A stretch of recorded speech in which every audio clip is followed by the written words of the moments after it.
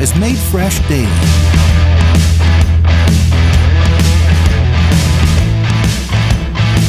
Grab and go. Now available at Rock's local market.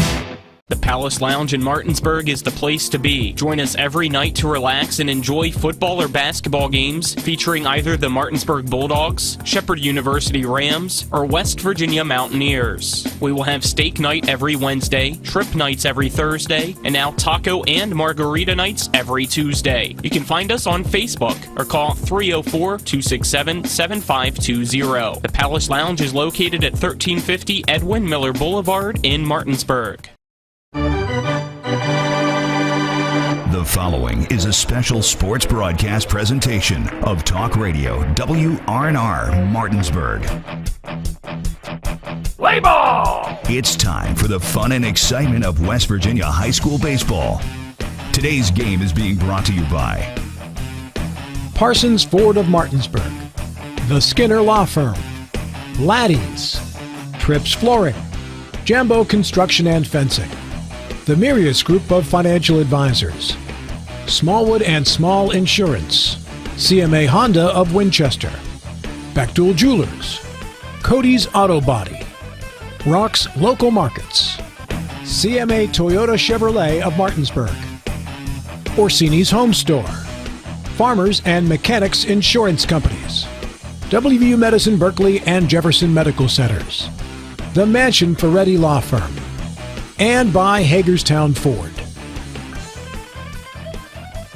And now for the pregame show. Let's go out to the field and join our Talk Radio WRNR broadcast team. All right, we're on. Welcome to P.O. Faulkner Park here as we get you set for some E-Pack baseball between the homestanding Martinsburg Bulldogs and the visiting Washington Patriots. I'm Spencer Puig, joined alongside Trip Tobin and Nick Verzolini. Happy to have you with us on camera this evening. John Alderton and Colin McLaughlin back in the studio. Dylan Bishop here as we're counting you down to first pitch. Brought to you by the Skinner Law Firm, injury and consumer rights lawyers. Call 304-245-6613 or go to skinnerfirm.com. And Trip, for Martinsburg, you were there for that 10-run rule victory over Spring Mills, 11-1 on Thursday. They didn't have a weekend game. What did you take from that 10-run win? Well, one of the things I talked to Coach Ballard afterwards, and we were talking about, the positives from the game, the negatives. But what I thought was, when Spring Mills got up, won Martinsburg, 1-0 in the crowd. The dugout was rowdy. But, one thing I noticed is, Martinsburg's dugout just stayed the course, didn't get caught up in too much of that. Rah-rah and things like that, and just let the game come to them. And I thought that shows kind of a sign of maturity, even out of, a young team to some extent. But, that was a big thing. And, of course, the pitching on Martinsburg's side, Boober just, threw a really good game. And then I thought at the end of the game, Oviedo threw really well, kind of closing that thing out. So Martinsburg took advantage of some of Spring Mills' errors. The ball was in the air, probably should have been called. The game could have been a lot closer. The game kind of got busted open there after a few fly ball dropped. But regardless, even when Martinsburg got down, they didn't beat themselves or get nervous or tight. And looking at Washington, their last game last Thursday, a 13-5 victory over Williamsport out of Pennsylvania after they fell to Williamsport out of Maryland. In Clear Spring, they had fallen the day before. McCarthy got the start in that one, going 4 innings. Giving up 4 runs, 2 strikeouts, 3 of those earned. Brad Smetic came in to clean things up, 3 innings in that one. And Washington currently sits at 3-3, 6 games through 2 weeks, and they're 1-1 in the EPAC, 0-1 in the EPAC with the loss to Musselman 4-0. But then they had 2 large victories over Berkeley Springs and Hampshire, and then they had a tough one against a very good team in Stonebridge out of Virginia. Mm-hmm. Their season so far seems to be they're sitting at 500 right now, but it seems to be heading in a good direction. Yeah, single A Clear Spring up there. They're the single A state champ up there. They return 2 guys that throw the ball over 85 mile an hour. So from what I hear, pushing 88, 89 mile an hour. So you got 2 guys like that on your squad. They're going to be really tough to beat. they showed up that day, they shut down Washington, and then Stonebrook. Very, very good team. So it doesn't surprise me that those two games, that they could easily be, 4-2. But of course, then they had to face Dylan Stevens up out of Musselman, so you know how hard of a task that is. So, they got beat by 3 quality teams, and we're going to and then of course they beat a couple of teams that are down a little bit. So I think today is going to be a good test to see who they are. Against Martinsburg here in the EPAC. The 4-0 loss to Musselman is something that kind of surprised me. They didn't score at all with that lineup. So, but of course, with Stevens on the mound, that's a neutralizer. So we'll see what they can do tonight against Owen Rupenthal and this unbeaten Martinsburg team. And talking to Coach Byler, you hear that interview after the break. He said that he had hoped to get a few more games in. They've only, played 4 full games in the first 2 weeks. They had hoped to have a few more, and, they'll finish that game with Hedgesville tomorrow. But, Nick, when you look at a team like Martinsburg, they're getting, in a coach's poll throughout the state, they're sitting at number 2 right now, and everything seems to be going the Bulldogs' way to start the season. Yeah, it's very early, so I don't know how much you put into the coach's poll, especially when they haven't played a ton of the top teams in the state yet. But they do have a win over Jefferson, which obviously, gets some attention. You're undefeated right now. So in the early part of the season, Pittsburgh's in a good place. We'll see how they do tomorrow. It's Hedgesville currently a 1-0 game there. So, we'll kind of see how things play out with those teams tomorrow. But, I think Martinsburg is definitely off to a good start, being undefeated. But it's still very early, so it's hard to tell, if they're undefeated because of maybe just how they've played or who they played, or if this team is going to be, a top team in the state this year. At least so far, though, they look like the best team in the EPAC based on the early season. But there's a lot of games left to be played. Yeah, playing those 4 games in 2 weeks hasn't gotten them real deep into their pitching staff. Right. So, in the next couple of weeks, and then, of course, Myrtle Beach, when they have to play multiple days in a row, you'll see them have to get deeper into that staff, and we'll see how that plays out. So, yeah, and they got rained out with Homesdale over the weekend. Of course, they got that half a game left with Hedgesville, but it's going to be interesting to see as they get deeper and see how those younger and more less experienced pitchers how they handle the EPAC. And we might going to see it tonight when Owen Rupenthal comes on and probably relieved by Ben Reisenweber. So it's going to be exciting. Colin Reed on the other end. So, they're pitching their ace versus a young guy, so it should be interesting. Should be interesting. We'll get more into this matchup as we go on, but after this 2-minute break, you'll hear our coaches' interviews. After this 2-minute break, you're tuning to EPAC Baseball on Talk Radio WRNR TV 10 back in 2 minutes. And the streak continues! CMA's Martinsburg dealerships continue to knock out the competition with their competitive pricing, extensive selection, and lifetime powertrain warranty. With over 450 new and used vehicles in stock and on the way, CMA won't leave you waiting on a bench. That's right, CMA's Martinsburg dealerships are once again the most valuable dealers in the area. For the strongest and deepest lineups, visit CMA's Martinsburg dealerships online at martinsburg.cmacars.com today. And good luck to all Panhandle High School student athletes. Providing reliable protection since 1877, we are Farmers and Mechanics Insurance Companies. From small beginnings and over a century later, we maintain our dedication to our policyholders to provide dependable insurance protection and excellent customer service. Protecting everything from your home to your business has never been easier. Our team is here to ensure that you, your family, and your assets are taken care of. We enjoy giving back and doing our part to keep Martinsburg a great place to be. Jambo Construction and Fencing Company, LLC is a veteran-owned and operated company right here in the Eastern Panhandle, West Virginia that specializes in decks, fencing, and hardscaping. Find us on Facebook at Jambo Construction and Fencing to see more of the projects we've completed. For a free estimate, you can call Bo Bartley at 304-268-5452 or Jamie Gall at 304-279-5053. We are licensed and insured in the state of West Virginia, and as Martinsburg alums, we say, Go Bulldogs.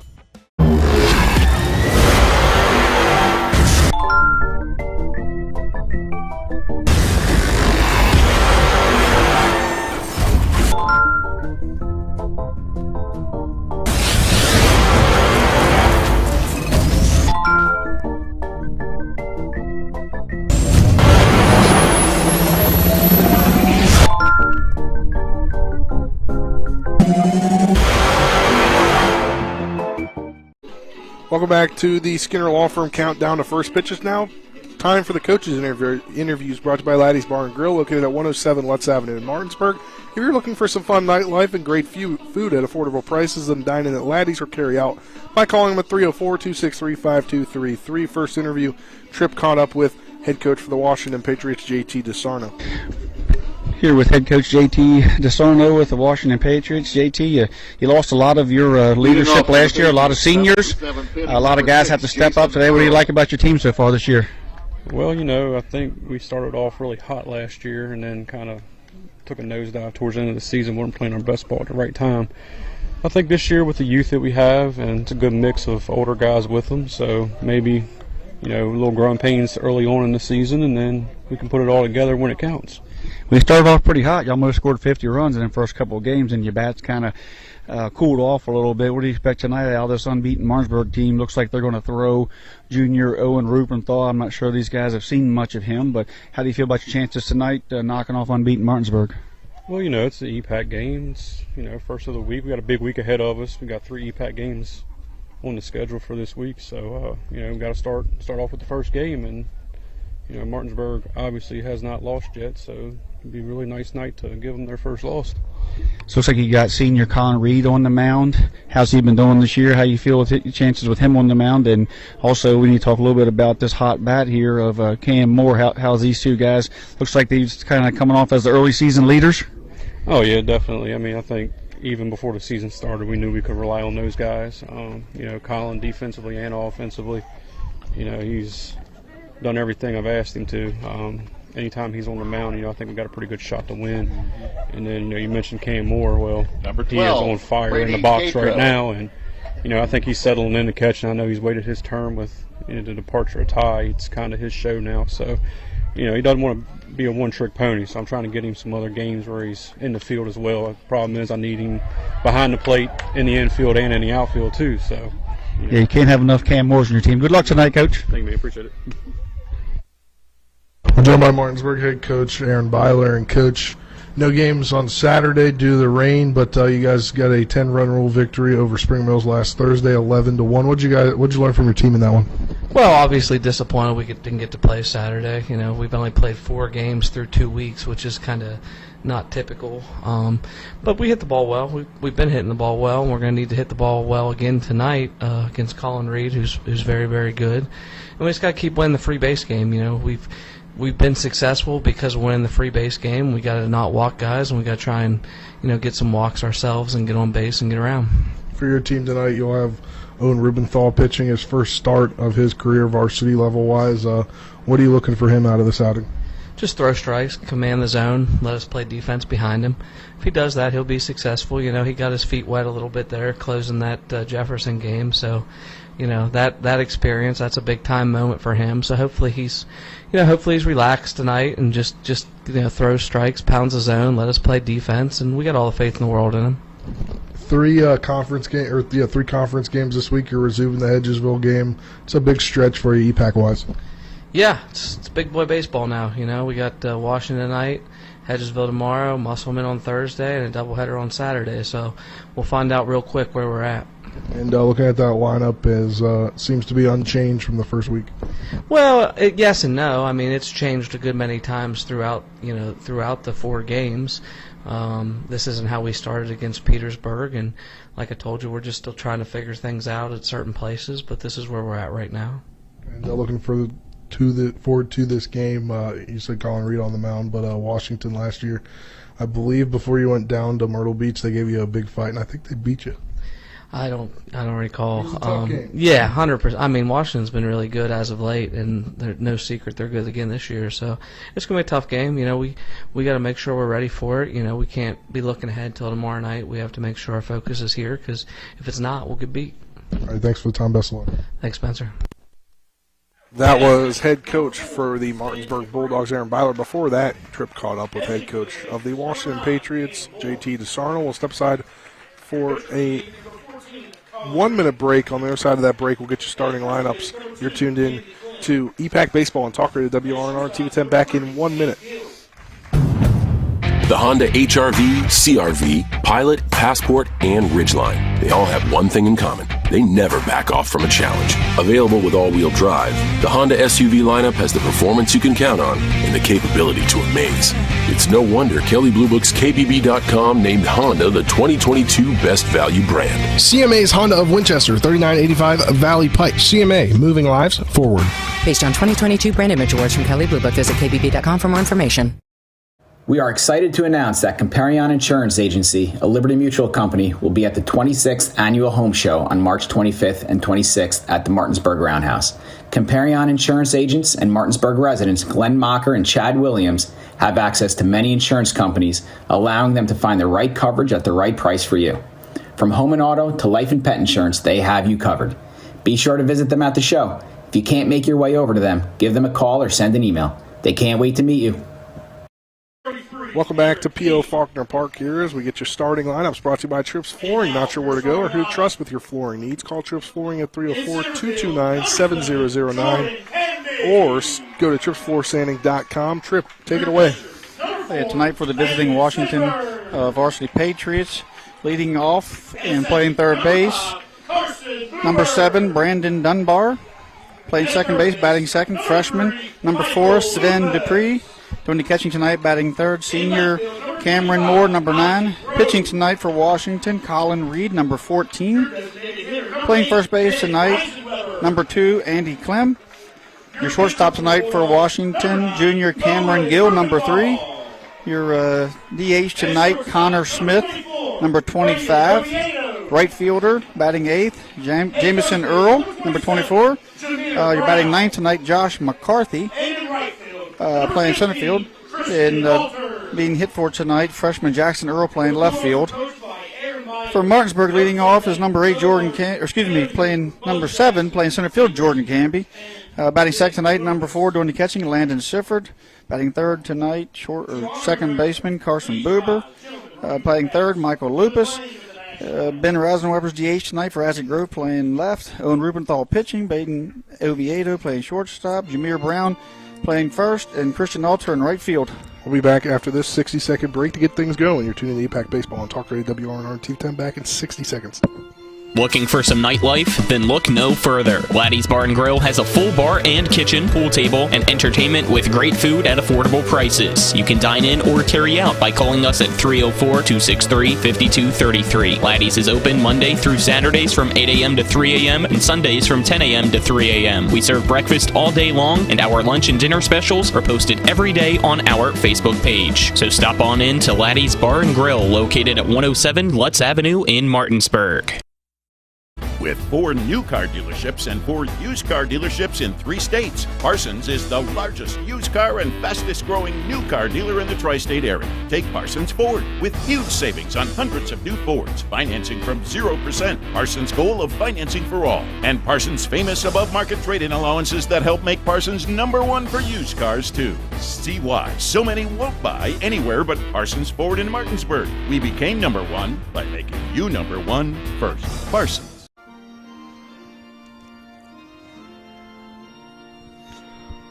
Welcome back to P.O. Faulkner Park here. We get you set for this one.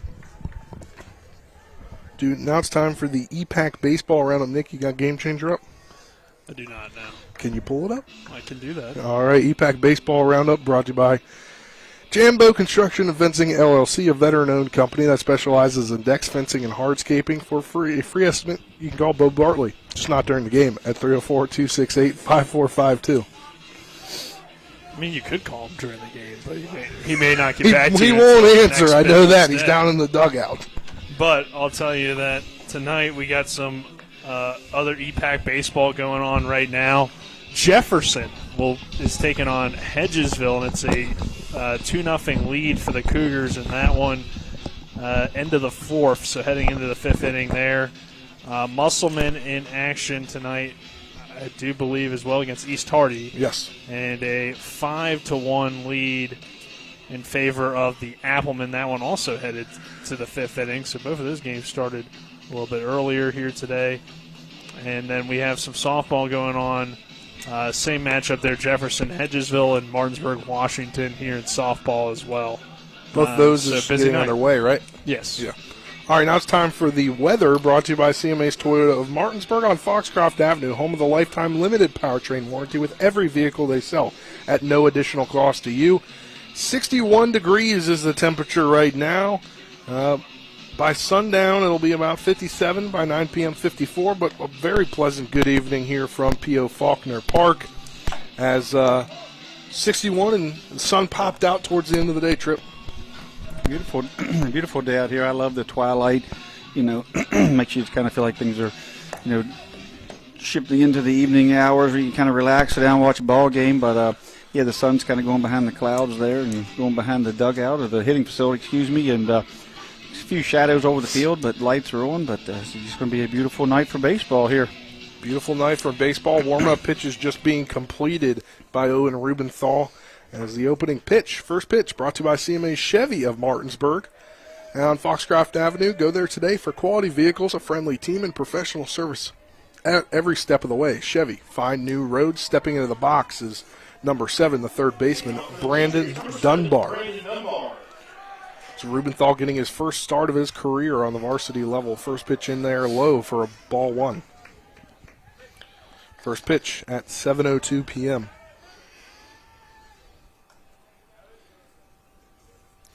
That one swung on over to the shortstop, Oviedo, and he'll throw over to first for Brown for the first out.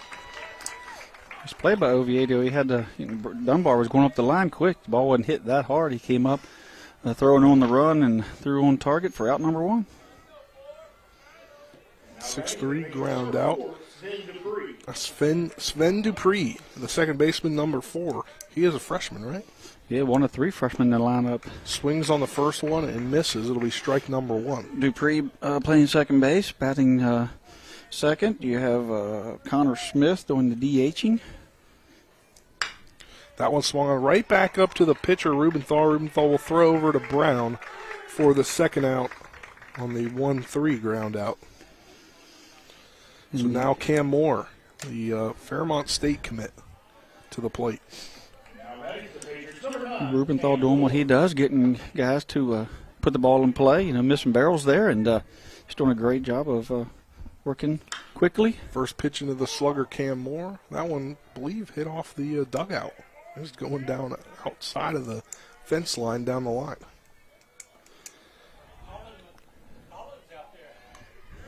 Colin somehow went to go grab the baseball. Second pitch in there for strike 2. The lefty on lefty matchup here. See how that plays out. We don't have that sponsorship. We could get that one, though. That'd be a good one. Pitch in there for a ball. 1-2 now, the count here, 2 outs. Nice pitch by Rubenthal, not giving Cam nothing to hit there. Seeing if he would go after that outside pitch.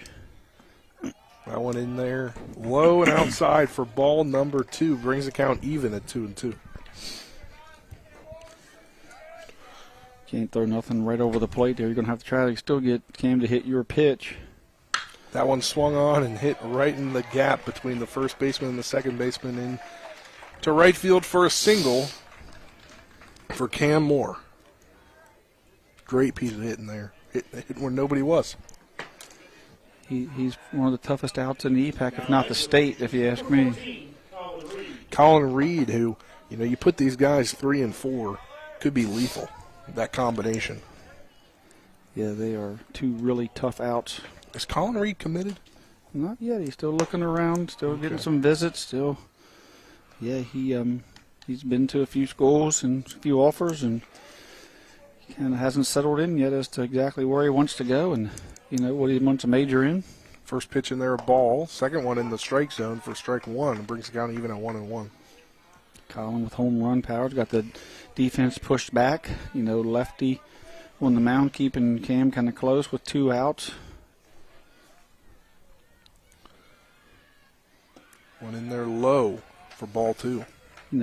2 outs, not a terrible time to run, but you don't want to get Cam Moore thrown out second. You don't really want Colin leading off an inning. He doesn't have the leadoff speed, and you certainly don't want to take the bat out of his hand with his power numbers. That one catches the zone for strike number 2 coming in from Rubenthal. Obviously just the first inning, first time through the lineup, but Ruben Paul certainly looks pretty confident out there on the mound and delivering some good pitches. Always something you want from a first-year starter. And he gets the called strike 3, and Colin Reed not liking that, but strikes him out looking to end the inning. We'll head to the bottom of the first inning after this 60-second break. You're tuned in to EPAC Baseball on Talk Radio WRNR and TV10. Back in 60 seconds. Hi, Crescia Hornby here. Larry DeMarco, broker of Modern Realty Results, believes he has some of the best real estate agents in the Eastern Panhandle. Agents at Modern Realty Results have years of experience and knowledge of the local real estate market. Agents within the office work as a team to provide quality customer service. We strive to always ensure client satisfaction through handling every transaction with honesty and integrity, all while offering competitive rates. Modern Realty Results is veteran-owned and managed. Please call us at 262-4222, modernrealtyresults.com.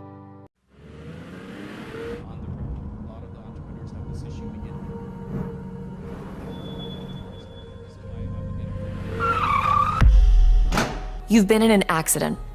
A distracted driver put texting over safety. Your injuries, loss of income, and medical bills can last a long time, even a lifetime. Our job is to try and secure justice that will protect you and your family for the rest of your life.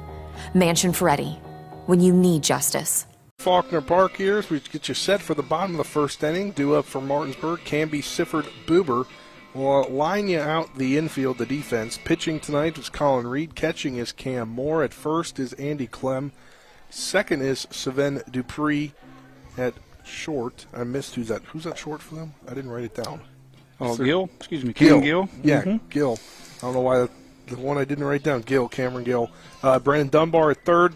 The outfield left to right, Jackson Earl, Josh McCarthy, and Jamison Earl is right to left in your outfield as warm-up pitches getting concluded here from Colin Reed to Cam Moore. Jay Mason or Jamison. I believe, Coach, when we had him on the show, he said Jamison. That would make sense. But if you're sounding it out, it's Jay Mason, which I did because I'd never seen that name written down before. But here, Colin Reed's warm-up pitches. If they believe this might be the last warm-up pitch coming from him, but it's turned out to be a beautiful day here. As when I left the house the apartment this morning, not sunny at all. The sun wasn't anywhere to be found. And here it is, as you can see the shadows in the outfield. Yeah, I like the uniforms tonight. All whites and all blues. Yeah. You like the blue pants? Yeah. Martinsburg in all white. You got the orange numbers and letters, the black piping. And you got Washington with the white hat, the blue hat with the white front and the blue bill, and then the all blue uniform with the red accents and numbers. I think Mr. Moore. That's my Here as we get things started, Jordan Canby will be stepping in to the batter's box, and Jordan Canby's had a great start to the season, Trip.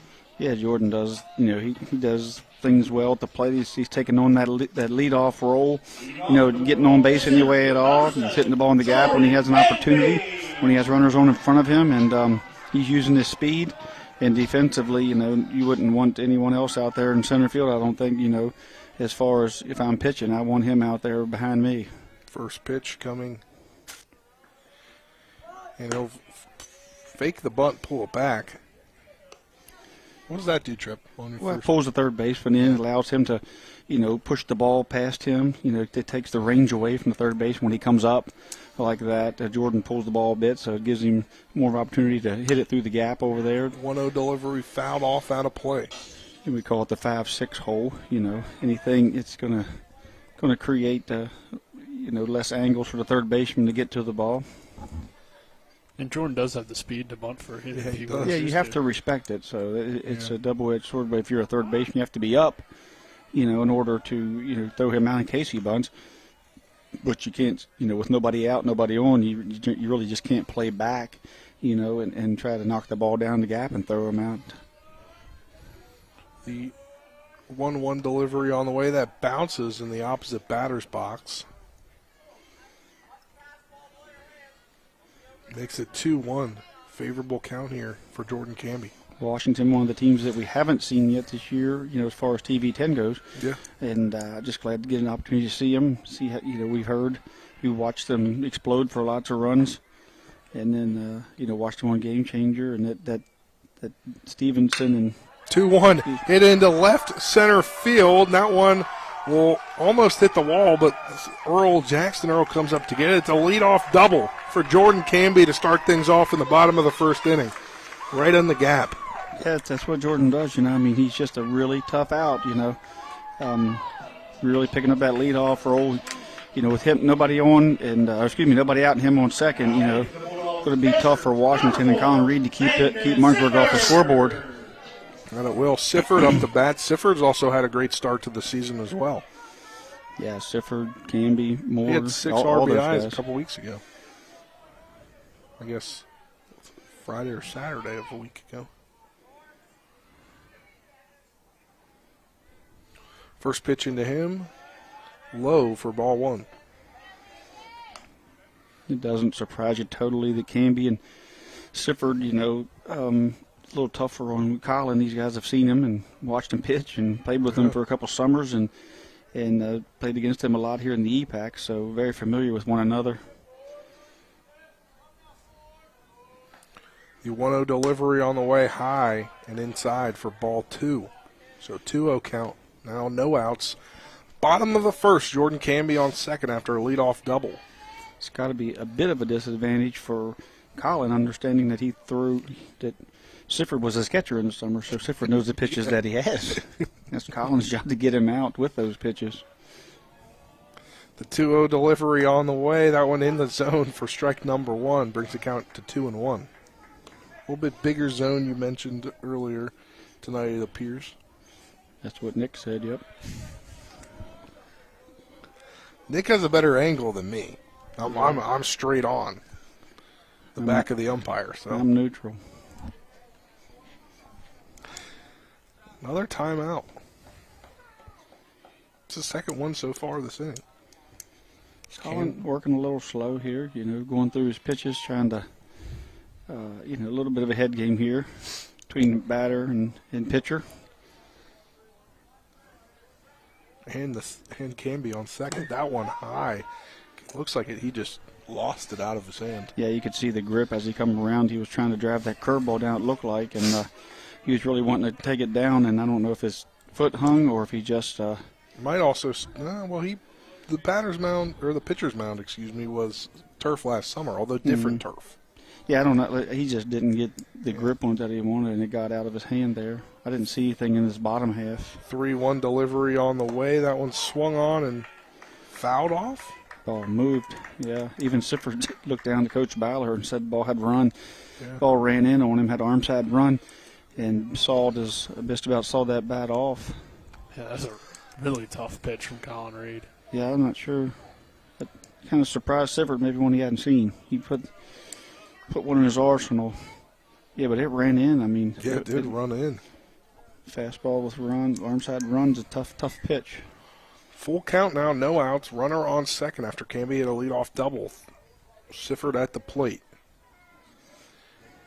Colin Reed's full count delivery. That runs inside for ball 4. Take your base, landed Sifford. The curveball just didn't quite come back around. He just didn't quite get the call there as it started in and kind of stayed in, and Sifford did a nice job taking it, just kind of turned those hips and took that pitch. Keegan Everhart will be the what's the free runner? Courtesy runner. Courtesy runner, courtesy of Berkeley Post 14, the Premier Legion team here in the Panhandle for Landon Sifford, the catcher. Got the first baseman up, see if there's possibly get a bunt out of Boober. I'm not sure. Boober at the plate. I went in there for strike number 1. Boober will, in fact, finish out tomorrow's game, at least get the start in the resumption of tomorrow's game against Edgesville. Yeah, he's rested, got his time. I mean, that whole thing's going to reset. I mean, he could actually, go in Game Changer as pitching way over the max because, pitching that game on 2 different days, it could look a little odd in Game Changer if he ends up with, 70, 80 pitches tomorrow to add to the 40 or 50 he already has. Yeah. Could look like he threw 120 pitches or 30 pitches in a game, Well, I joked on the show today that it's been the longest game in the history of baseball. It's still going on. Still going on, Still going on. It just resumes when we finally get there. That ball was outside for ball one, brings the count to 1-1. Big gap, though, for Buber here. Yeah, I mean, they got the first baseman up. I'm not sure Martinsburg ready to bunt in the very first inning with nobody out, especially with Carson Buber up, maybe if he's down further in the lineup. But I think, my opinion would be that Coach Baller would just see if he could drive him in with a single here or get a quality at bat. 1-1 delivery on the way. That's popped up and out of play. He's got a runner in scoring position. Buber couldn't move to 2 runners in scoring position, but, I think I wouldn't want to give up the out here myself, just to move a couple guys over with nobody out, with the guys that are with Buber at the plate and the guys that are behind him. But maybe the thought process on the other end could be that Colin Reed's one of the best pitchers in the EPAC. You might not have too many opportunities to score some runs. Yeah, there's lots of ways to look at it early in the game. 1-2 delivery on the way, swung on and hit down the line. It'll be a double play. Get the third. Dunbar will get the first out at third, and then throw over to Clem for the second out on the double play. And the downside of it is that can happen. Just like you said, Tripp, they should have bunted. Yeah, I'm not sure on a bunt there. That's just unfortunate, but it does happen. Good pitching there, though. Staying off speed to get him to pull the ball on that side. Played right into Washington's hands. Great play by Brandon Dunbar there. Backhand coming across the bag and making a good strong throw across. So, they may regret that, but the law of averages says that don't happen. So, Michael Lupus at the plate. 2 outs, runner on second, and Siffert. It's the second time here that we've seen Reed, at least the second time, not get a good grip on that curveball, and he actually dunked one of his fastballs. So he's called 3 timeouts, I believe, so far. He's having a little issue with his grip there. Might need the rosin bag, or maybe the Vaseline ball's getting away from him. 1-0 is the count. The delivery on the way from Reed, that swung on and missed. That's that pitch that has that run there a little bit. You see how it run in under the hands of Lupus. Great pitch. You say it a lot. You hear coaches say it a lot. Hey, one pitch away from getting out of this, one pitch away from getting out of this. And men on first and second, nobody out, and it didn't get him out of it. But that one pitch did certainly, get them 2 outs and change put him in a situation. Yeah, give him an opportunity to get out of this thing. Get out of this Jambo fence construction jam here. Construction and fencing jam he got himself in. 1-1, and he stepped off once again. So 1-1, 2 outs to Michael Lupus. Delivery on the way, that swung on and fouled off down the third baseline. Is it 11-0 on the hill? Looks like it might be, yeah. 11-0 in the first inning with the girls softball. That's what the scoreboard says. Yeah.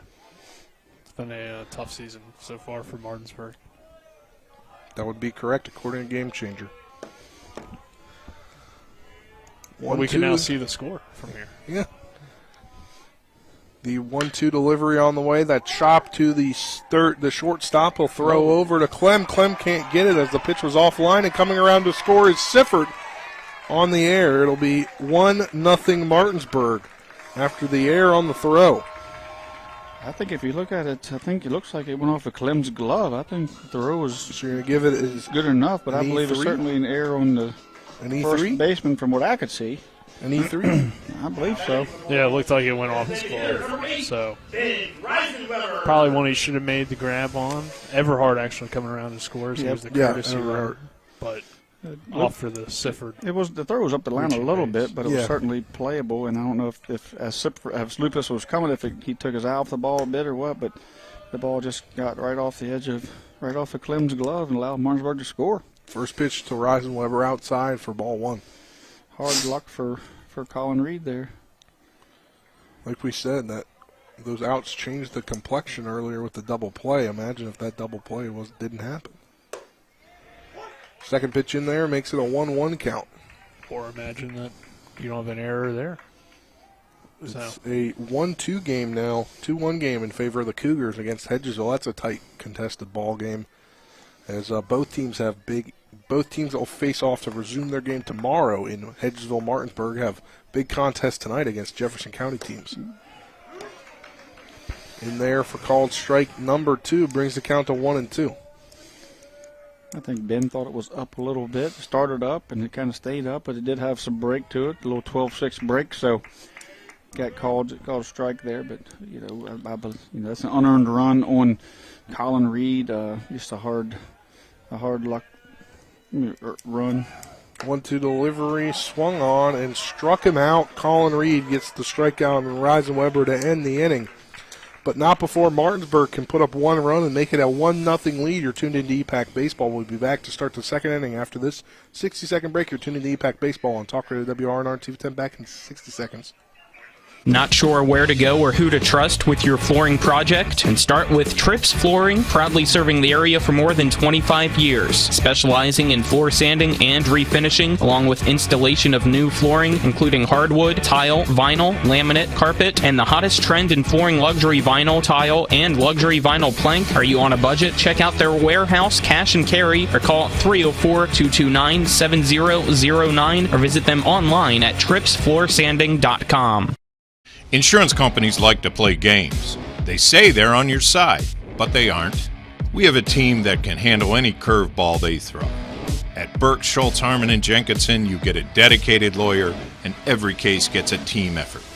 So you get nearly 150 combined years of experience going to bat for you.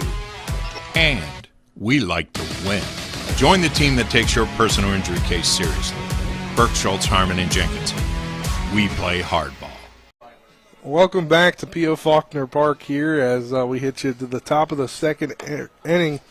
Clem Gill Smith due up for the Patriots, down 1-0 after Martinsburg able to score a run on an error in the first inning. And Tripp, it seemed like Colin Reed had some struggles there with pitches. Yeah, he lost his grip a couple times, in a couple of pitches, but doesn't shake him too much. If you're going to give up a leadoff double to Canby and a walk to Sifford and only get out of there with one unearned run, I mean, he should have been out of the inning. That's just a great job on his part of fighting through an inning that he just didn't quite have his best stuff and a good grip there. So anyway, we'll see how it progresses from there, but certainly did deflate him a little bit. We see a little bit of action in their bullpen. I don't know if there's an issue with Colin Reed or looks like it's Dunbar. Looks like Dunbar's going to run down there and get loose. So have to figure out what's going on there. Hopefully that's not anything health related. First pitch now coming into Clem. In there for a ball. Clem, the first baseman. Senior. I believe he's a transfer in. Maybe. I'm trying to remember what Coach DeSarno told us on the show. Cameron Gill came over from Jefferson. Yeah. The junior. I don't know about Clem. I think he was there last year. That's a popped up into shallow left field, and Oviedo calls off Lupus for out number 1 on the pop out. Cameron Gill, the shortstop, now due up. Little communication issue out there.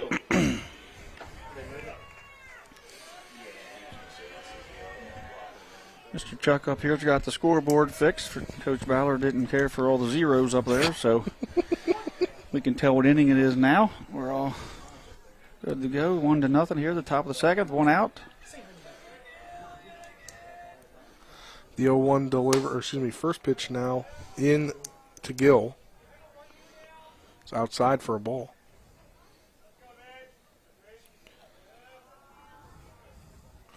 The 1-0 delivery on the way. That's outside as the ball drops out of the mitt of Sifford. Makes it 2-0. 13-0 on the hill. We've got a little complex thing going here now where we can look up and see the trees are out. Now we can look over and see the rest of the games up on the girls' softball side. That one fouled off, makes it 2-1. Yeah, so Tripp, you want to... Lots of activity in the bullpen now. Semetics down there. You got Dunbar down there, so maybe... So what's the deal with taking out those trees, do you know? They're going to take out the trees and create, the berm there and a little walkway up through there so that you can kind of enjoy both girls softball and boys baseball together here. Create a little more of a complex You'll find those foul balls too. Stay out of the weeds up there. Got rid of all the poison and just an opportunity to combine these two facilities. Facilities. That one hit right up, back up the middle into center field. Canby will grab it, but that's a single for Cameron Gill. The only thing you can't see is the tennis. Yeah, we got to get that one. You can almost see down there. Put a jumbotron out there. Yeah. The tennis on. Cam Gill did a good job there. Ball goes kind of away from him. The lefty kind of tailed away. He threw his hands at it, got it right back up through the box out of the center field. D.H. Connor Smith due up. Freshman Connor Smith up. We'll get to see him for the first time this year. But Cameron Gill came over from Jefferson.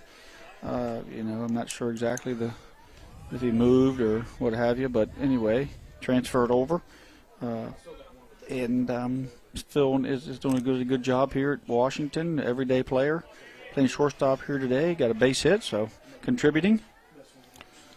Pitch now fouled off. Young man's got a good swing. Large body size, good DH here. Freshman. Got to be Washington's got to be happy to have this young man swinging the bat like he is. The size. 0-2 and the runner's going and the safe. Yeah. Got the foot in right before the tag. So a steal for Cameron Gill. Great play, both sides. The all-speed pitch didn't, give Sifford to put him under the disadvantage, but he made a great throw, made a really close play out there. The 1-2 delivery on the way. That's dropped, and the runner will move to third now. Yeah, nothing Sifford could do there. Free base. Nothing Sifford could do there. Rupenthal just kind of dunked that one over in the right-hander's batter's box. He tried to get around it, but kicked off his chest protector and out over to the backstop. 2-2 the count. That one fouled off. Just pulling off that just a little. You can see him fly open a bit. Kind of a probably young man, a little bit of a pull hitter, power hitter. It's what they do. Just stay on that pitch and drive it the other way. That one fouled off once again to the backstop, and you mentioned two guys up and throwing in that Washington bullpen. You gotta hope and hopefully it's not anything health related for Colin Reed. No, I don't know how many he threw that first inning, but he just didn't feel comfortable. He didn't look comfortable 22 as far pitches, as his grip. So 13 for strikes. 2-2 delivery from Rubenthal. That hit up right to the glove of the second baseman Carson Buber for out number 2. Thought it was going to fly over his head there, but he got up, got some air, and got up there, got after it. Might have to show up to the Shepherd Pro Day so we can test that vertical. Yeah, nice vertical there. It left the bat. I thought it was a base hit. Yeah. And he kind of drop stepped and got his vertical and got up there and got after it. First pitch into Jamison Earl, the right fielder. His brother, I assume, Jackson Earl, playing left field tonight, the freshman. So, yeah, Earl's on the corner. Jamison Earl got in, I guess, at the end of that. He got on the varsity roster at the end of the year in the sectional championship against Jefferson. The ball in there for a strike brings the count to 1-1. That one swung on and missed. He was trying to get that one way far out there, trying to poke that. Makes it 1-2. All the warm-up pitches are done down there for Washington, so we'll see what happens there. That one high and outside for ball number 2. Makes it 2-2. JT DeSarno does have the lineup card in his hand like he's going to make some moves, so I'm not sure what's going on. The 1-2 delivery, 2-2 delivery, that one hit into center field. It's going to drop, and Washington will tie the game as Gill comes across the plate. And an RBI single for Jamison Earl. Nice job there by Jamison Earl. Back-to-back hitters here for Washington. It's just pushed the ball here back up the middle and doing a good job of getting the ball right back through the box as we're here in the number 9 spot with the leadoff Brendan Dunbar on deck. Yeah, that's what I was going to say. Either way, they'll turn up over the lineup after the second inning here. First pitch in there for a ball. Brings the count to 1-0.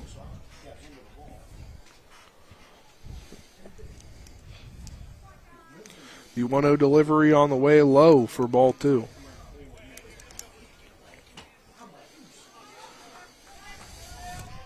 Me and Spencer both got not hungry. We got 2 nice big cold cuts from JT's or from Tobin's. Yeah, shout out to Tripp's dad. Making some great food over there. That one in there for a ball. Makes it 3-0. Go to Tobin's Catering for all your catering needs. Just look at me. I eat there. Slim and trim. 3-0 delivery on the way. That one doesn't catch the zone. It'll be a 4-pitch walk for Josh McCarthy, and we'll turn the lineup over. Yeah, it's something you don't want to do. I mean, in high school baseball, you certainly do not want to, to give the 8-9 hitters, get them on base. You got to make them earn it. Of course, Jamison Earl earns it the way with the base hit, but then, number 9 hitter Josh McCarthy, you're on a 4-pitch walk. Now you're looking right back at top of this order with Dunbar, Dupree, Moore, and Reed coming at you, and it's going to be tough. If he continues to put free bases on with these top of the order coming up with opportunities for RBIs. It was a 6-3 ground out to start things off in this game. Leading off was Brandon Dunbar. But now he'll come up to the plate with 1 runner in scoring position and 2 runners on. I think Dunbar wears the eye black to keep the sun out of his eyes or for war paint. Well, not much sun left. Right. He's got those. Maybe in a month or 2 to keep the sun out of your face. First pitch now in there is outside for strike 1. Outside for strike 1? Outside for ball 1. Ball 1. Martinsburg also has a guy warming in the bullpen, so. Yeah, maybe Colin could tell us who that is. That one in there for strike number 1. Brings the count to 1-1.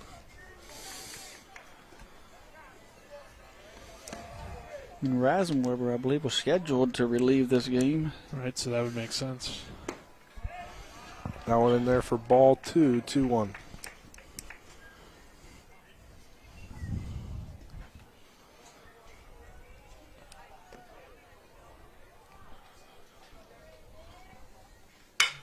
That one hit right back up the middle to Oviedo, and they get the final out of the inning. We'll head to the bottom of the second inning, but not before Washington can tie this game up at 1. You're tuned into EPAC Baseball on Talk Radio WRNR and TV10. Back in 1 minute with some changes from head coach JT DeSarno. Whether it's a strain, sprain, or fracture, WVU Medicine Orthopedics and Sports Medicine in Charlestown and Spring Mills now offers same-day appointments. No referral is needed unless required by your insurance carrier. WVU Medicine Orthopedics and Sports Medicine offers the exceptional care you expect for the injuries you don't. For same-day appointments at WVU Medicine Orthopedics and Sports Medicine, call 304-725-BONE. I pre-planned my funeral to make it easier on my family. They were relieved to know I'll get just what I want. My family actually thanked me for taking matters into my own hands. Turns out having this awkward conversation wasn't awkward at all. Pre-planning is my choice. There are certain things about me my family may not know. Now they won't need to guess. The choices are yours. The peace of mind is theirs. Pre-plan your funeral with Brown Funeral Homes and everything will be taken care of. Find out more online at brownfuneralhomeswv.com. Brown Funeral Homes, here for you.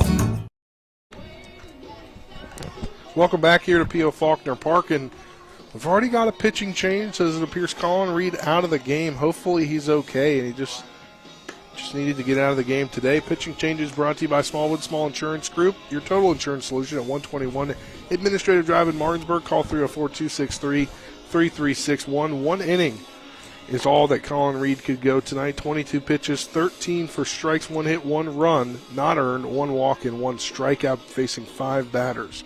Looks like it'll be a straight switch. I'm not sure. Yeah, I can see Colin over there, kind of leaning on the bench. So we're not 100% sure what's going on. Or, excuse me, leaning on the fence, not the bench. Not sure. But we'll try to figure out what's happened there. Either way. Rubenthal, Oviedo, Brown due up for the Bulldogs. 7-8, 6-7-8. Either way, they have a quality guy here coming in. And they got a little. Brad Smedick played for you over the summer, right? They got some depth here. Brad was injured last year a little bit. Was kind of rehabbing. He had some injuries, I think, to his knee and different things there, and played over the summer, rehabbed his way in, and he was throwing pretty well. First pitch into Oviedo outside for ball one.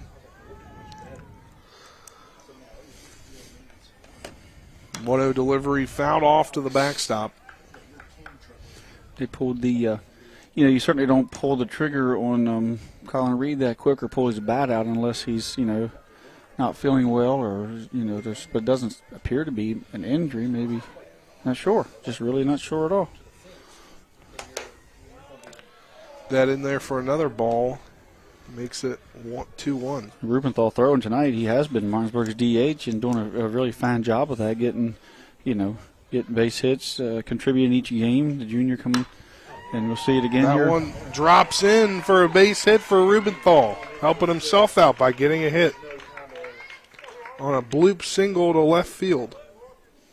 Mm-hmm.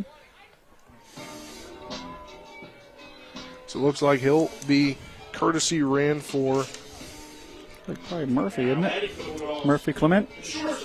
Yes, Murphy Clement. Courtesy runner brought to you by the Berkeley Post 14 Hornets, the premier American Legion baseball team here in the Eastern Panhandle. Managed by none other than Trip Tobin. That'd be me. First pitch coming here to Oviedo as he looked for a bunt but pulled back. Makes a little more sense here, farther down the lineup. 1-1 ball game. They see Washington's going to compete, fight back, swing the baseball bat. Murphy Clement, who's a steal threat. Tried to pitch over there. We know how fast he is. Anybody who watched any of the Bulldog football knows his speed. Doesn't have much of a lead. His brother, Hudson Clement, has the base steals record. That one's bunted. Perfect bunt, and Oviedo might beat it out, and he does. That was bunt single. Took a little while for the second baseman to get over there. Generally, when the ball goes up the a third baseline, the first baseman retreats. But he got kind of hung out there. Second baseman got over. Smedick picked it up, turned to throw. Nobody was home. So they kind of beat Washington, the defense setup. Not necessarily was it on. I believe if Smedick gets there and throws immediately, if someone's at the bag, that they probably get him there on the sacrifice. But the defensive alignment just wasn't there for Washington at that point. Jameer Brown to the plate, the freshman.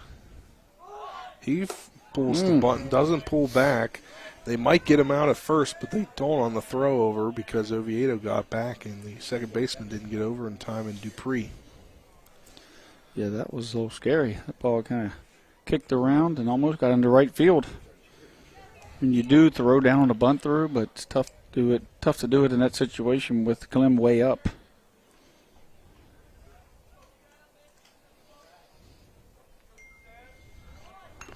That one bunted backwards, so it'll be now 0-2 for Brown.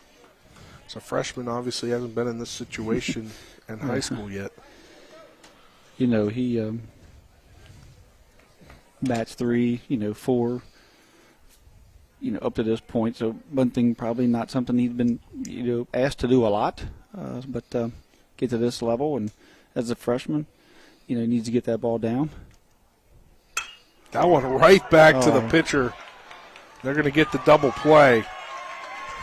That was on a line. to the pitcher, and Smetic, and he's able to grab it for out number 1 and then throws over to first for out number 2. As they get Oviedo. So though he did get, good wood on there, if he gets the bunt down, you got him in on second and third with one out. And, you certainly don't think there's going to be a double play, but that's the second time tonight that Martinsburg has given up, that Washington has gotten 2 outs on 1 pitch, 2 double plays tonight for Washington with men on first and second and nobody out.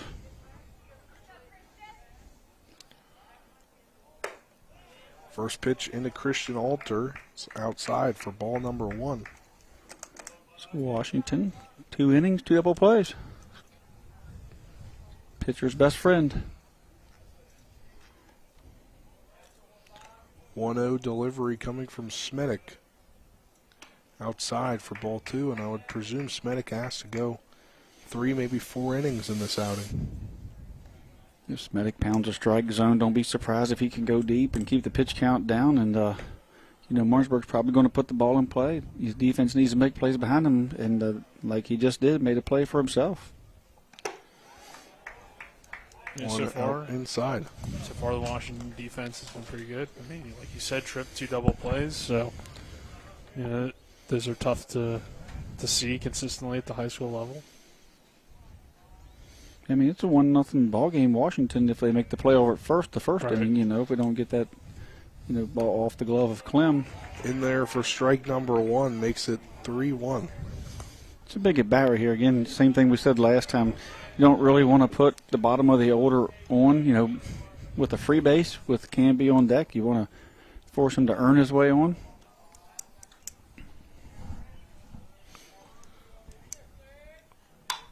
Three-one delivery, that is fouled off and is going to get out of play as Clem was giving chase.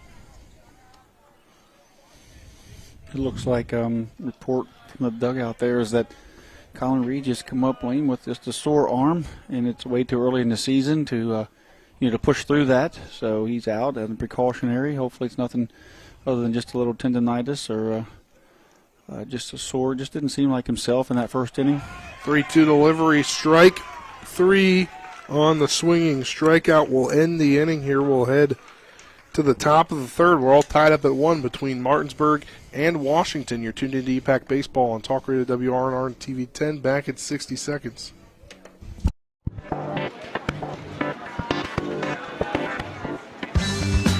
Laura. Hey, Laura. What's with the sunglasses? Ouch!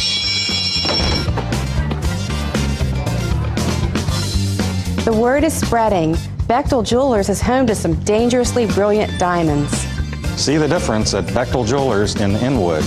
Sunglasses not included. And the streak continues! CMA's Martinsburg dealerships continue to knock out the competition with their competitive pricing, extensive selection, and lifetime powertrain warranty. With over 450 new and used vehicles in stock and on the way, CMA won't leave you waiting on the bench. That's right, CMA's Martinsburg dealerships are once again the most valuable dealers in the area. For the strongest and deepest lineups, visit CMA's Martinsburg dealerships online at martinsburg.cmacars.com today. And good luck to all Panhandle High School student athletes. Welcome back here to P.O. Faulkner Park. Things all tied up at 1 between Martinsburg and Washington. And Tripp, I didn't notice in the scoreboard there's a line out. Yeah, they got a little bit of I guess a sort of a jumbotron scoreboard. It has what they call a panel that's out. You have to go in the back and pull the panel out. Did somebody did a ball hit it? No, it was out there. I think it has a little bit of moisture in behind it, I think they said, and they had to get a panel that kind of pulls in and pulls out, and that as you see it's all black now. Yeah. And but you don't really even notice it with the block M there. Right, because it's the black. Yeah, it's right on the edge of the block M. So yeah, there's a little place out there, and the scoreboard needs repair. But this game here, 1-1, tough, tight game. Martinsburg twice has had men on first and second with nobody out, thinking they might be able to put up what they call a crooked number, a 2 or 3 or 4 spot, and Washington gets double plays and gets out of it. Martinsburg doesn't get the bunt down, and had caused a double play earlier. The earlier Coach Ballard opted not to bunt in that situation, end up with a double play. So sort of a darned if you do, darned if you don't kind of thing at the moment because, First pitch now coming to Seth Dupree. That one Dupree hit into right center field. That'll be a leadoff single for Dupree. The freshman went up there and got right after it. Great way to start the inning if you're Washington. You got the heart of your lineup coming up. Yeah, that's big right there. But we do see Colin Reed is going to swing the bat, so he's now DHing in his spot. How does that work, Chip? Because I honestly already wrote him off on here. So I guess he was pitcher DH. No, because the DH was Smith. Yeah. How does that work? I'm trying to figure it out myself. So he was in pitching. Yeah, 2-0 count. Removed from pitching, so Smetic pitches. So they make Smetic the other DH spot? We have to see who Smetic went in for. Guess you check on the Washington game changers. One's now the count. Apparently they've banged the DH, and Smetic has entered one of those areas. Going to have to check in and see exactly what they did. 2-1 count for over the runner on first. They still have Reed as the pitcher on their game changer, but it's under Smith it has nothing. So I'm assuming they switched that out. 3-1 now the count. No outs. Top third. Runner on first for Washington. Rubenthal into pitch for Martinsburg. 3-1 delivery outside for ball 4. Reed couldn't have been the pitcher DH because there was already a DH in the game while he was pitching. So he's re-entering. He has to be. So that means Smetic is out. So they only threw Smetic for 1 inning? That's the only way I see they could do this. Like, there's the only way that Reed can do this is to... Unless he's going to play the field now for somebody? But then, no, he wouldn't be hitting here then. Yeah. I don't know. He's probably going to, hit here, and then they'll bring a pitcher in his spot, and then they'll be done. I'm not sure how they might do this. But either way, I believe Smetic is done. It doesn't make any sense to me, but I'm not Coach DeSarno. Looks like it's rising whenever we're warming out there for Martinsburg. Either way, we'll figure that out right now. Now we're looking at Washington with the first and second with nobody out, so we'll see how that plays. If they can stay out of the double play. 2-0 delivery coming in to Reed. That's low for ball 3. It seems like Rubenthal started off pretty well, and he's slowed up so far. He certainly can't walk people. And he knows that. So if he's got to come back here. That one swung on into right center field. He lost it. Alter lost it, and it goes behind him to the wall. Jordan Cammy's going to pick it up. Coming around to score is 1 and 2. And they're going to try to get him out. They could not. So it'll be a 3-1 lead now for Washington on the double for Colin Reed that was lost by Christian Alter in the light. Yeah, he moved over, and immediately you could tell he had no idea where it was. He looked up. You rule that a double, though, because he just lost it's a double. Two RBI double. He just lost it. I mean, it was hit pretty well. I mean, I think it one hopped to the warning track, but it wasn't hit, to the point where he couldn't have got camped under it. And it looks like we're going to have a pitching change here. And Reed, when Reed came out of the box, he knew that he didn't get much on it. He kind of tossed the bat aside in frustration because, on a 3-0 green light, you want something better. All right, well, we've got a pitching change coming up. We'll take a 60-second break. When we come back, we'll introduce you to the new pitcher and close things out for Rubenthal. You're tuned in to EPAC Baseball on Talk Radio WRNR and TV 10. Back in 60 seconds as a wind begins to gust. March Madness isn't just a time for the best basketball action. March is the perfect month to market your home and beat the real estate market madness. Angela Horner is an Eastern Panhandle native and rooted in this community as a dedicated full-time real estate professional for 15 plus years. Let her put her expertise and marketing plan to work for you. Call 304-725-1001 or visit wvpropertyexpert.com to schedule a free marketing analysis.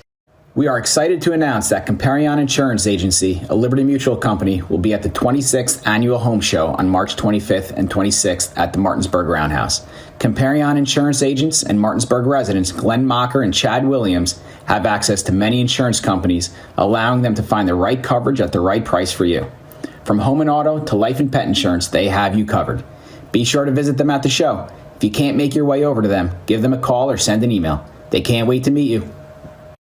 Welcome back to P.O. Faulkner Park here as Washington on top 3-1 as they took the 2-run lead on a 2 RBI double from Colin Reed as Owen Rubenthal's night is done after 2 innings.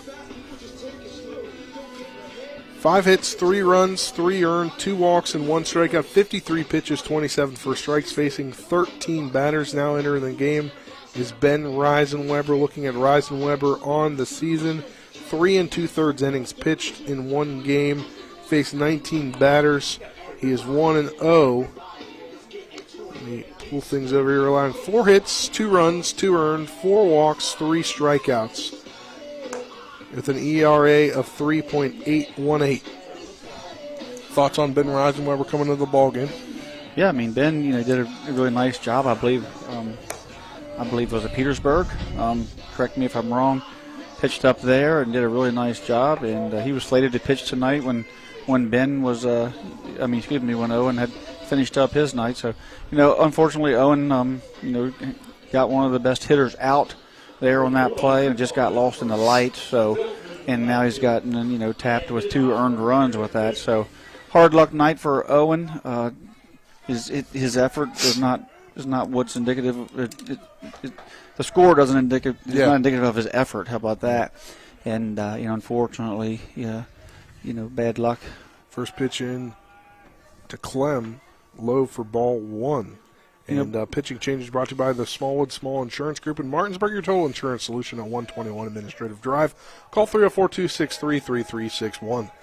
The 1-0 delivery coming from Reisenweber with a Reed on second base. That one swung on and hit into right field for a clean single. Reed's going to try to come around and score. Alter's throw as Reed comes back. Smartly goes back, but going into second on the throw. Missing the cutoff there.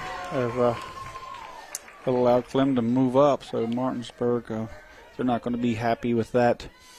Missing the cut there. Not sure if Owen, I didn't get a good look at it if Owen was out there for the cut, but certainly allowed them to move up, and nice piece of hitting there from Clem. First pitch now in to Gill. Gill got a base hit last time up the middle, so opportunity to really put some runs on the board here and distance themselves.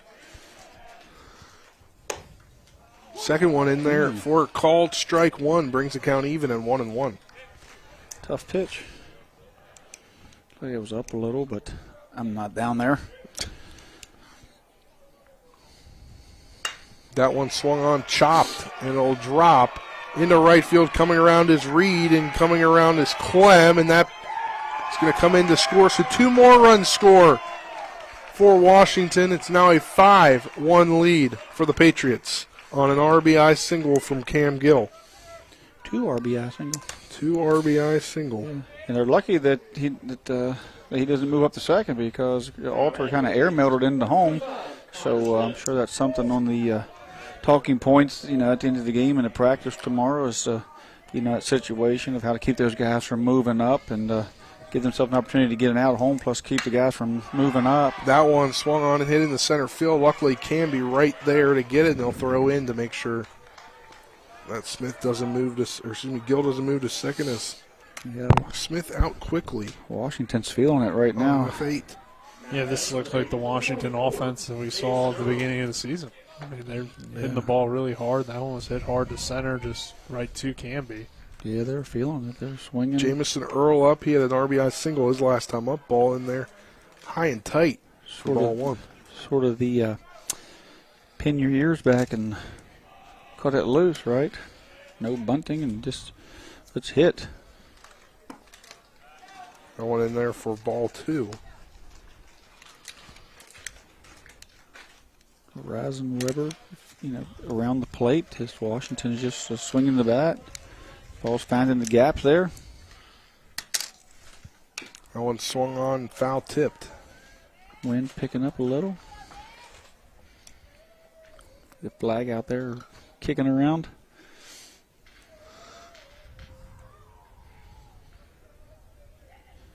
Washington with 4 runs already this inning. 1 out, man on first.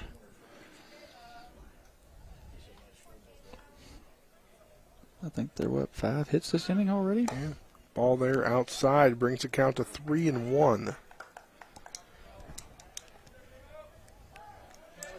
And this is something you're going to see when you have guys that don't have varsity experience getting their first really big varsity experience in tough situations. Mm-hmm. That one flew out into right center field. Canby camping under it for out number 2. 2 outs, yeah. So another F8 there on the fly out. They'll turn over the lineup once more unless the base runner gets caught here. So thinking back-to-back innings. Thinking that Ben was coming in for Rubenthal. And we'll just let Gill go to second. Gill's fast, second stolen base of the night, but he stole on the pitcher there. Ben didn't give him a second look there, and he got a good jump, and not much Landon can do. No throw down there. It wasn't worth risking it. That one swung on and missed by McCarthy. I thought that 1-1. Ben had come in for Rubenthal, but he actually came in, I believe, for Jameer, right? Because Rubenthal went to first. It looks like Jameer went over and sat. So it looks like Ben is in Jameer's spot at the moment. Jameer Brown spots. Reisenweber was already the DH tonight, right? Yeah, but you have... So they move over. You bang the DH. Yeah. Is it Rubenthal Rubenthal stayed in. That swung on and missed. That'll end the inning here as Reisenweber gets him out to end the inning, but not before. Washington can tack on 4 runs and take a 5-1 lead. We'll be back here for the bottom of the 3rd inning. After this 60-second break, you're tuning to Impact Baseball on Talk Radio WRNR and TV 10 back in 2 minutes on Talk Radio WRNR Martinsburg. 1 minute. Hi, Crescia Hornby here. Larry DeMarco, broker of Modern Realty Results, believes he has some of the best real estate agents in the Eastern Panhandle. Agents at Modern Realty Results have years of experience and knowledge of the local real estate market. Agents within the office work as a team to provide quality customer service. We strive to always ensure client satisfaction through handling every transaction with honesty and integrity, all while offering competitive rates. Modern Realty Results is veteran-owned and managed. Please call us at 262-4222, modernrealtyresults.com. When you've been in a wreck, you're hurting, you're confused, the insurance company's calling you. Insurance companies are not your friend. They have a duty to their shareholders, not to you. That's why you need to call us to make sure that you are maximizing what you are entitled to. We've recovered over $100 million for our clients. Every case is different, no result is guaranteed. But one thing's for sure, we'll treat you like family. Welcome back to P.O. Faulkner Park here as we've got another pitching change. Those brought to you by Smallwood & Small Insurance Group in Martinsburg, your total insurance solution at 121 Administrative Drive. Call 304-263-3361. And we weren't really sure what was going on with Colin Reed. He is now back in at first with totally pulling out Smedic. He'll go that 1 inning, and now they bring in Connor Smith, who is their DH tonight. Connor Smith, looking at the number. Let me see if I can look at the numbers here. If he's even played this season, if he's even pitched this season, I cannot. I cannot look at their stats. Yeah, he's a freshman. I can't either. Yeah. Freshman, young man going out there, and probably didn't think he'd be out there tonight, but it's showing now, because of the sore arm, and in the way the game's played out. Young man's out there, so still have Earls on the corners in the outfield, and McCarthy playing center, Dunbar at third, Cameron Gill at short. Connor Smith now is pitching. Dupree is playing second. Colin Reed at first. Cam Moore behind the plate. So we have done away with, I believe, Clem is out of the game now. And so Clem was at first. Yeah. Well, he's not at all in the game? No, that must be where. I'm still very confused how that all worked. Well, so Clem is out. And that would put all those guys were in the lineup. Now batting for the Bulldogs, number 7, Jordan Canby. Canby now will lead off this inning just like he led off the first, as hopefully he can do the same thing, get a double. See if the game changers are correct. It's a little confusing.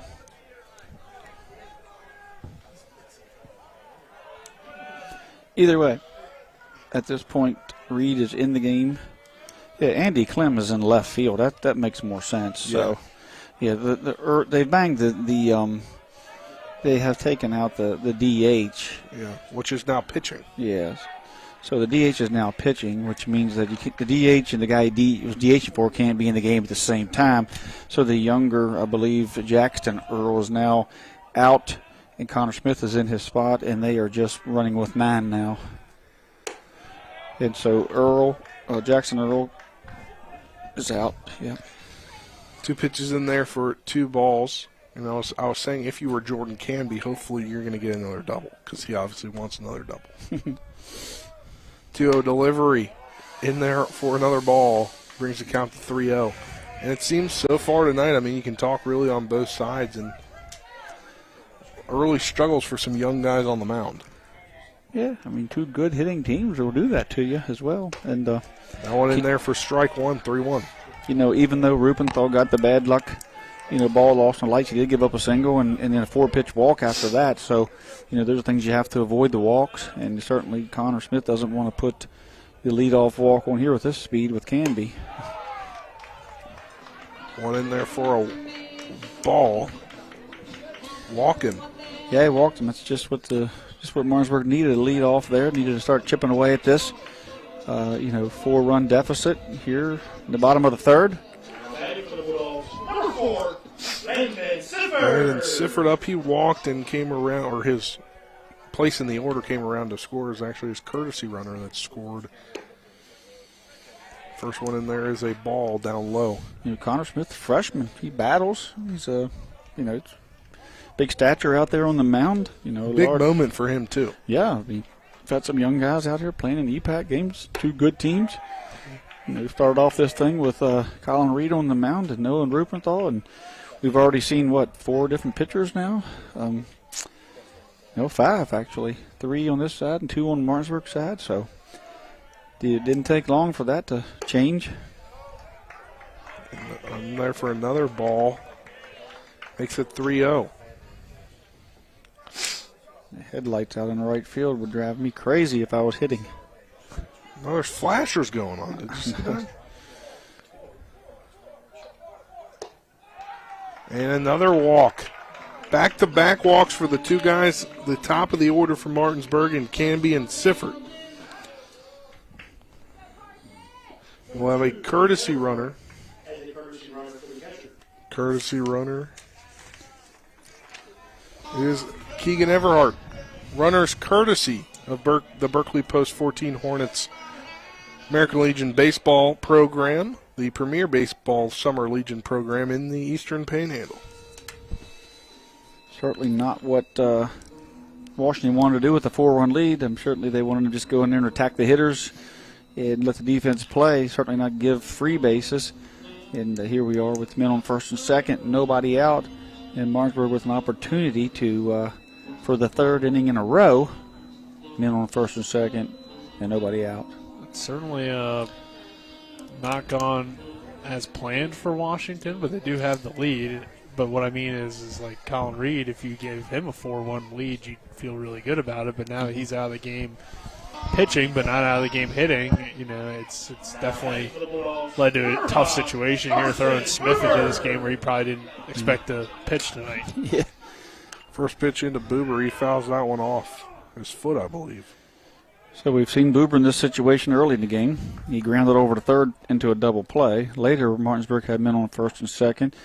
They opted to bunt and unsuccessful and ended up landing into a double play. So that was in the second inning. Yeah. So Washington trying to pull off its third double play in 3 innings. Triple play situation here. Yeah, it is a triple play situation. The rarity of that, though.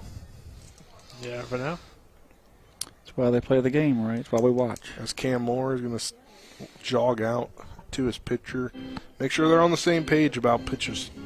Young man coming in, a true freshman, and against one of the the perennial sectional champion here in the last couple years, Martinsburg. So, certainly he would love to get out of this after putting those two guys on. 0-1 delivery swung on and missed by Buber. He wanted to take that one out of the park. He took a hack at it. It was up, fastball up, and he just missed it. Watch it. The 0-2 pitch, no outs coming. That one swung on, hit down the line once again. That was almost what he did the first time he was up, Tripp. Yeah, he put it on the bag again, just about, for Dunbar to go with the 5-3 double play. 5 touched the bag over to 3. So Buber at the plate with 2 on, no outs, the 0-2 count. 0-2 pitch coming, that one in the turf. Reached back, tried to get a little bit with that one, and kind of skipped it. Still got to get used to saying turf. I was going to say in the dirt. Although the chocolate-colored turf kind of does act like represents the dirt. In baseball, you're used to saying dirt. Seen the pellets kick up. The 0-2 delivery on the way, and that swung on and missed. Buber strikes out swinging on the 1-2 pitch. Huge at bat there, huge spot in the game. Connor Smith standing tall out there after giving up those 2 walks. Comes back with a strikeout on Martinsburg's number 3 hitter. So great job there. Buber's going to be disappointed with himself, but the young man did throw a couple nice pitches there, got him off balance. Michael Lupus to the plate. He reached on an error first time up. He swings right through that one, makes it 0-1. A little different style than they've seen from Smedic and Reed. This young man's a left-hander, a little more finesse, the ability to throw off speed and then get a little bit of a giddy up on his fastball. So I wonder if wait for this pitch here, but that one in there for called strike 2. I don't think Lupus liked it. You wonder if Coach DeCerno just kind of told him, hey, just throw strikes, because they haven't seen his stuff before. So, I mean, it makes it difficult when you haven't seen the pitcher before. 4-1 lead. You just want to attack the hitters. 0-2 delivery to Lupus. That one, catcher Cam Moore can't find it, so both guys will move up to third and second. So 2 runners in scoring position here with 1 out. Bottom of the 3rd inning. An opportunity here for Martinsburg to cut this lead in half with a base hit. Lupus down in the count a little bit, got to protect. The 1-2 delivery on the way, swung on, fouled off. Have basically the Washington defense back. Colin Reed is up a bit into the grass, but the middle's back, so anything on the ground should score a run to the middle of the field, as long as it doesn't get it to a corner or back to the pitcher. Of course, certainly anything in the air, the speed of Canby, he's going to be tagging more than likely, and it's going to be a tough out. 1-2 here, 1 out, runners on second and third. The 1-2 delivery, that one in the turf for ball 2. Cam Moore doing a good job back there keeping the ball in front. I know they moved up on him last pitch, but he did keep that thing from going to the backstop twice now. So Cam Moore heading off to D2 Fairmont State in the fall. The 2-2 delivery from Smith. That one swung on and hit into left field. Coming around to score is Canby. They're going to take the courtesy runner, and he's going to score, and that's going to cut this lead in half. Now it's 5-3 as 2 runners cross the plate on the RBI single for Michael Lupus. 2 RBI singles. Yeah, great piece of hitting by Lupus, staying behind that. He swung through that curveball and all-speed pitch, and he fouled it off, and then he seen a couple fastballs in the dirt and the curveball again, and he just stayed on it and drove it through there. But the play there was Keegan Everhart reading that right off the bat because he never hesitated. He knew it was down, and, that should have been a close play on the big one hop to the outfield, but he did a great job reading that and came around and had no intention to stop. And so great job on the pinch runner's part there, or courtesy runner, Keegan Everhart's part, as well as Lupus. Ben Reisenweber now in first one outside for ball 1. Connor Smith came in to pitch this inning. That one in there low for ball 2. Being a great courtesy runner is sort of a double-edged sword. You get in the game, but if you're a great courtesy runner, you can't be a great courtesy runner and then be a starter. Yeah. So you want to be good at what you do. 2-0 delivery in there for called strike number 1. 2-1. And he's found a niche there to get in this game and contribute.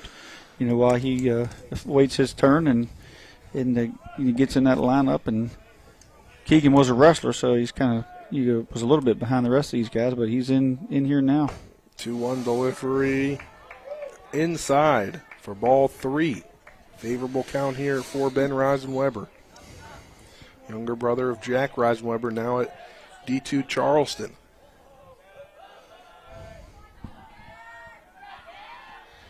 Three-one delivery, that's fouled off, brings the count full.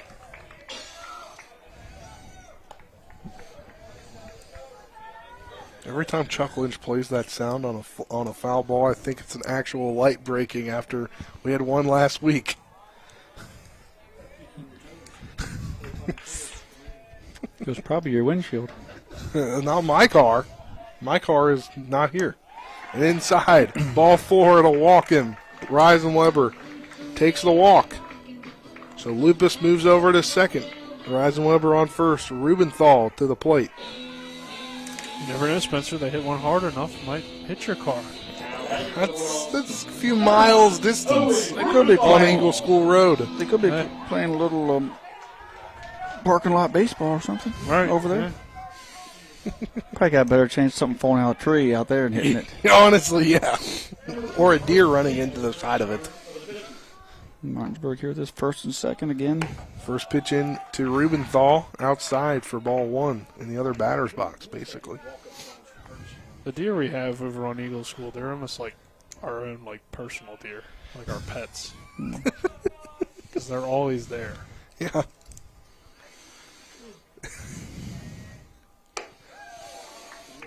Ball high for ball 2. Reading a text from Dylan Bishop.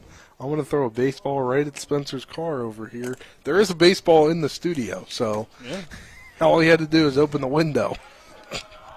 Young man Connor Smith's got a he's not going to last long if he continues to walk a couple guys. And it's 3-0 down to Rubenthal.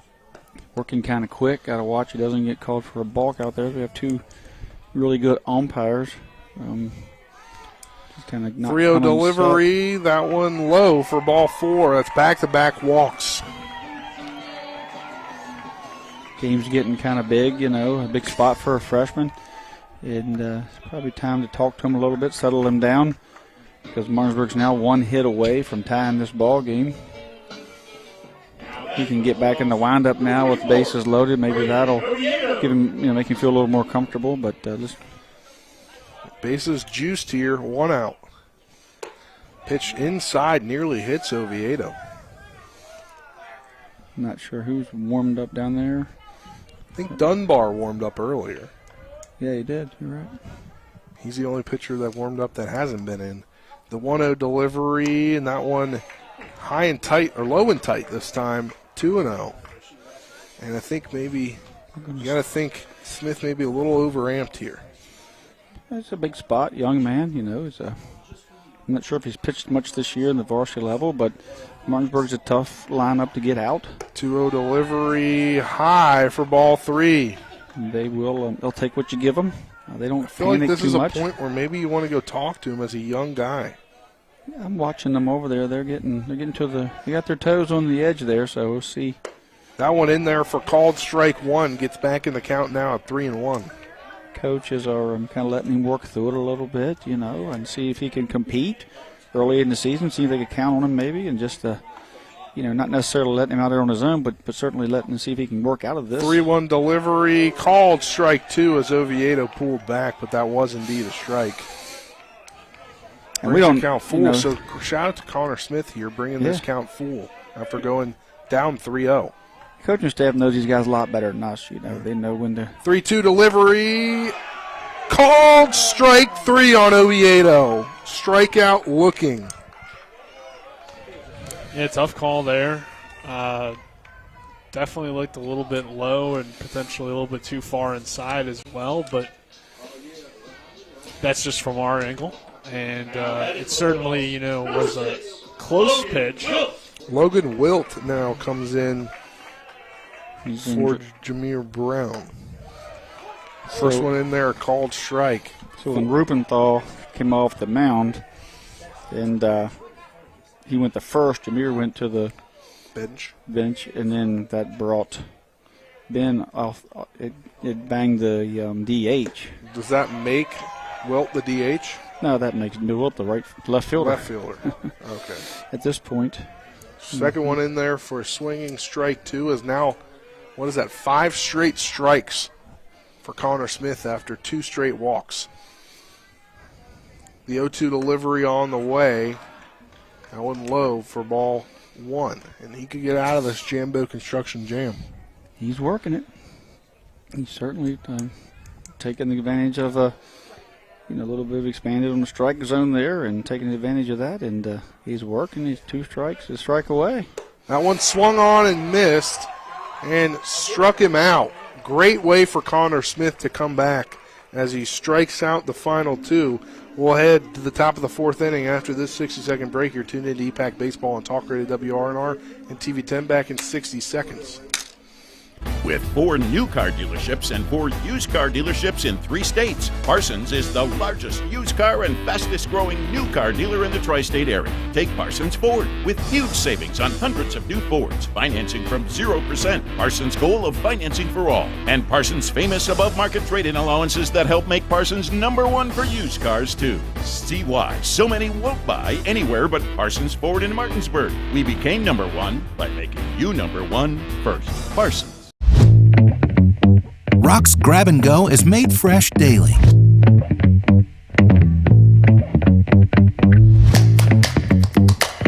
Grab and Go, now available at Rock's local market.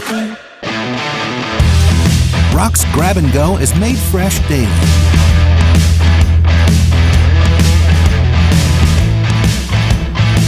Grab and Go, now available at Rock's local market. Welcome back to P.O. Faulkner Park here as we head to the top of the 4th inning. We get a score update. Game just went final in Shenandoah Junction. Hedgesville comes back to beat Jefferson 3-2 after Jefferson was up 2-0 in the 2nd inning. And in the top of the 8th inning, it was Trenton Canerium doubled and scored 1 run, the winning run, as Hedgesville comes back to beat Jefferson, and Jefferson's now lost 2 EPAC games so far this season, now sitting at 3-2.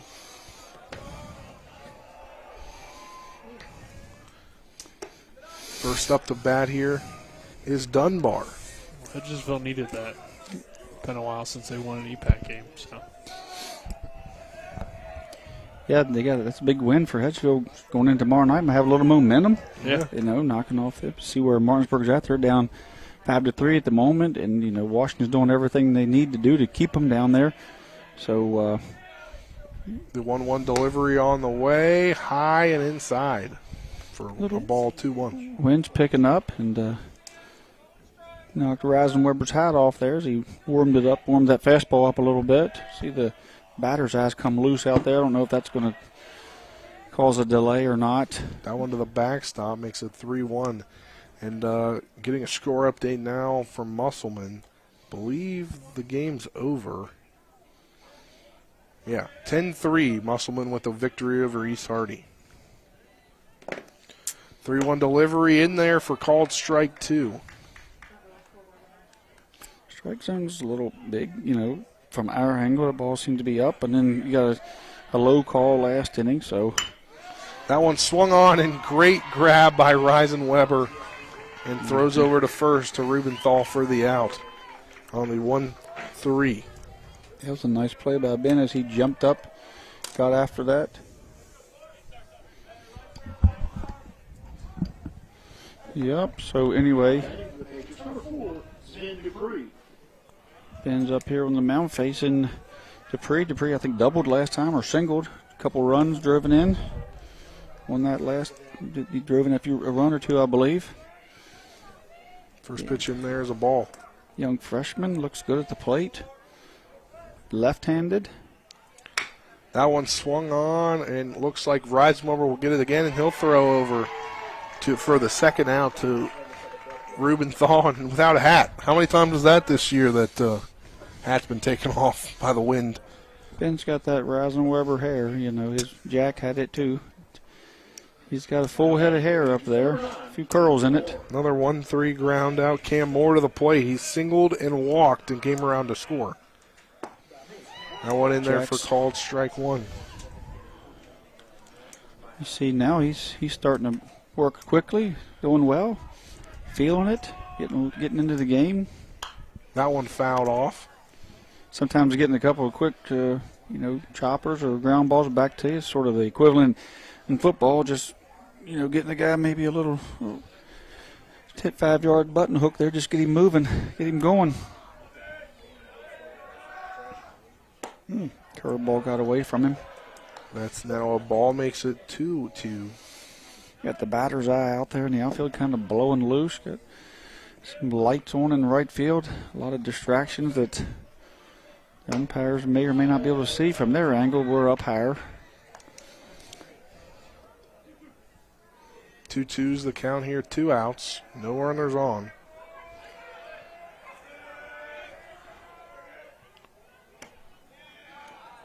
That one makes it 3-2.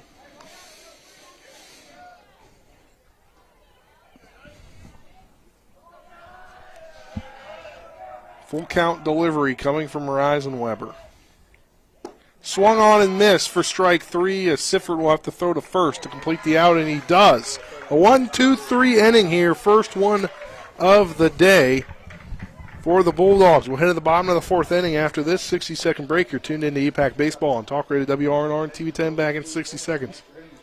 Not sure where to go or who to trust with your flooring project? And start with Trips Flooring, proudly serving the area for more than 25 years, specializing in floor sanding and refinishing, along with installation of new flooring, including hardwood, tile, vinyl, laminate, carpet, and the hottest trend in flooring, luxury vinyl, tile, and luxury vinyl plank. Are you on a budget? Check out their warehouse, cash and carry, or call 304-229-7009, or visit them online at tripsfloorsanding.com.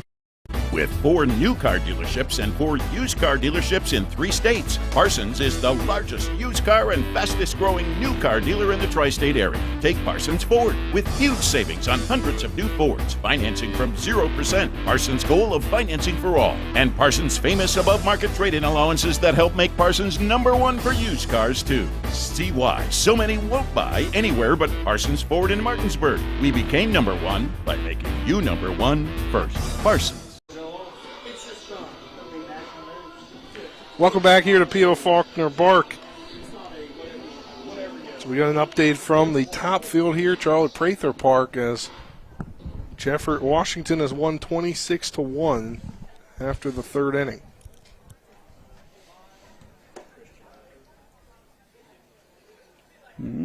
So we're here now, bottom of the 4th inning, due up for Martinsburg. The 9-1-2 hitters, Christian Alter, Jordan Camby, Landon Sifford. This game has played out, with both starting pitchers out early, has certainly changed the complexion of the game. And, I'm sure Coach Baller, didn't foresee having to make the moves that he made this quickly with, the DH and with the Jameer being out and Wilt in and first pitch into Alters going to right field on the line. Great catch there by Jamison Earl. And then on the other side with Washington, already with, starting with one of your senior leaders on the mound, and 2 or 3 innings into it, you have a freshman on the mound. Your DH is going, your starting pitcher's on first, and your different left fielder. So a lot of things, a lot of gamemanship here, a lot of thought put into these lineups, and suddenly everything's kind of turned upside down. Canby to the plate. First pitch in there for a ball. It's 1 out. Bottom 4 here. Martinsburg's down 5-3. Timeout. Shows Martinsburg's depth a little bit, with the outfield that they have, with the Grove and Wilt and Alder and just Murphy Clement. So, they have options. Part of it, too, is those guys are still trying to separate themselves. Yeah, the opportunity's there. It coming a little unorthodox way tonight because of the way the pitching went, but the opportunity's there, and for someone to get those corner positions and solidify it. And right now, I'm not sure that that's the case. 2-1 pitch swung on and missed by Canby for strike number 1. As with probably most of the teams, searching for the right mix and the perfect lineup, That one swung on and missed for strike number 2. Last inning, Ben Reisenweber getting Cam Moore to strike out is a huge out, because that's a rarity for Cam to strike out. He's a very tough out. As well as Canby. Strikes out there for the second out of the inning. Yeah, Canby, a very tough out as well, who you just went down to the freshman. So hats off to Connor Smith for what he's been able to do after Martinsburg cut his lead in half. Since then, he's kind of shut things down. In there for a ball, 1-0 the count to Sifford. We knew Martinsburg was going young with its pitching, but now due to the situation with Colin Reed, Washington's had to go young. Second one in there for a called strike low. 1-1. And now both sides are starting to maybe settle in a little bit. Saw Reisenweber get a big strikeout, and there Smith get a big strikeout. Sifford at the plate, that one high for ball 2. His position, he's walked both times. His position has now come around to score both times, both of those being courtesy runners and Keegan Everhart. Yeah, on your point there, Nick, is these guys are finding a little success. It gives you a little confidence, and you have to play with confidence. 2-1 play delivery. With confidence, you can get outs. Outside for ball 2, evens the count up here. And the argument can be made, not that the other sports aren't talented, but baseball seems to always have, a lot of talented guys that are going on to play college. So, this is really the premier sport here in the Eastern Panhandle. And you see the talent throughout, freshman, sophomore, junior, senior. It's a hotbed of baseball talent, that's for sure. See, it's easy to recruit these guys. Full count delivery on the way, swung on and missed. Back-to-back strikeouts to end the inning for Connor. Smith will head to the top of the 5th inning after this 60-second break. You're tuned in to EPAC Baseball on Talk Radio WRNR and TV10 back in 60 seconds.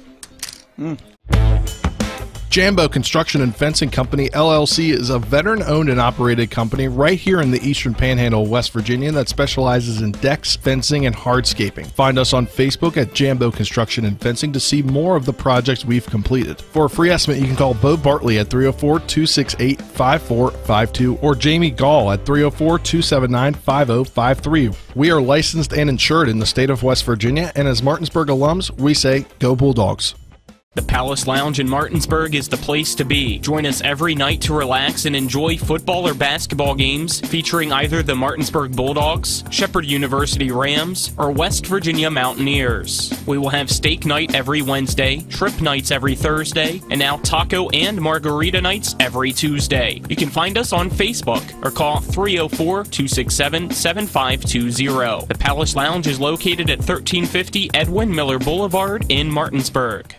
Welcome back to P.O. Faulkner Park here as we're in the top of the 5th inning here. Got this read from Martinsburg alumni. Don't forget to purchase your Martinsburg High School alumni reunion and banquet tickets for $25 each to attend the 1 p.m. banquet on Saturday, May 27th at the Holiday Inn on Foxcroft Avenue. Tickets may be purchased at the Jordan and Hess Company in the Square, Patterson's Drug Store, or by calling Dale Hicks at 304-676-6969.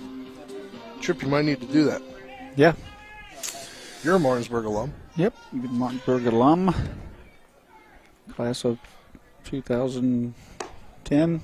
Whoa, Trip, you're young. Yeah. Dale Hicks was my English teacher, yearbook teacher. Yep.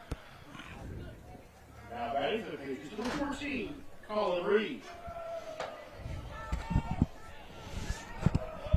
Colin Reed in here tonight. Colin Reed now at the plate. Struck out earlier on a pitch he didn't like on a called third strike. Then I believe drew a walk.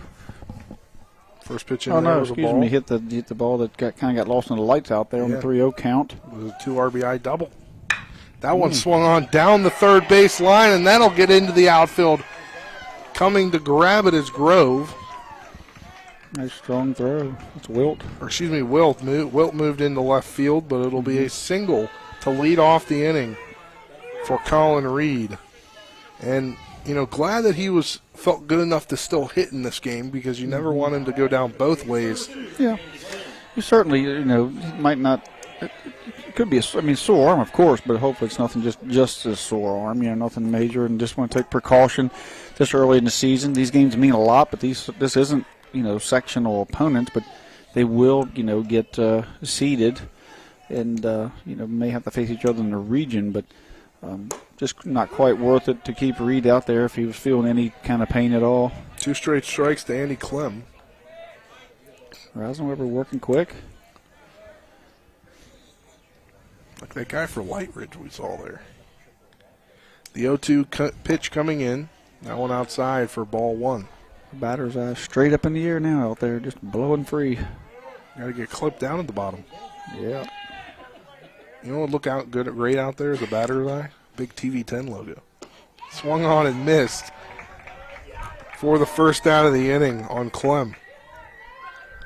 I think that looked good out there, Trip. That could be the batter's eye. I think it would look great. Big logo. Yep. I think they'd allow you to do that. Number 3, Cam Gill. Cameron Gill to the plate. Yep. He had an RBI single his last time up after a single one coming around to score his first time up. That one swung on, dribbled over to the shortstop Oviedo. He'll get one, and that's all they'll attempt to do is get the lead runner out in Reed. Yeah, Gill's too fast for that. He's just really quick. Fielder's choice. Got two stolen bases tonight already. So he's got speed there. Put the TV10 logo out there. They probably wouldn't charge you much. I don't know about that. Yeah, advertise. You gotta advertising costs. First pitch now into the pitcher, Connor Smith, who started the night as the DH. The freshman getting into a groove on the mound. See if he can get into a groove at the plate. Had an RBI, flew out both times. Yeah, very impressed with Connor Smith at the plate and at the mound. He was a DH, came in to pitch. We haven't quite seen his, defensively. He probably plays a mean first base or corner somewhere. But certainly doesn't look like a freshman on the mound or at the plate at all. Very, very seasoned, and the man's played a lot of baseball. 1-0 pitch into him outside for ball 2. 2 outs.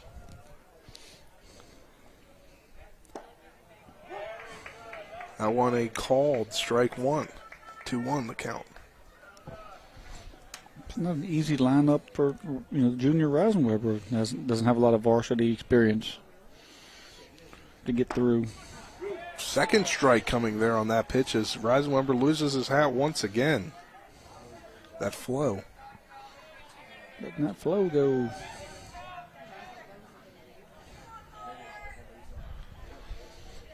2-2 delivery, 2 outs. That one low for ball 3, and running on that pitch was Smith. Smith will get into second. Gill. Catcher's indifference. Isn't it Gill? Yeah. Gill with his third stolen base of the night.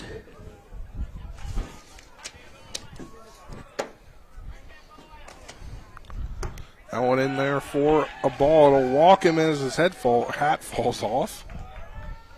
Wind picking up here at P.O. Faulkner Park tonight.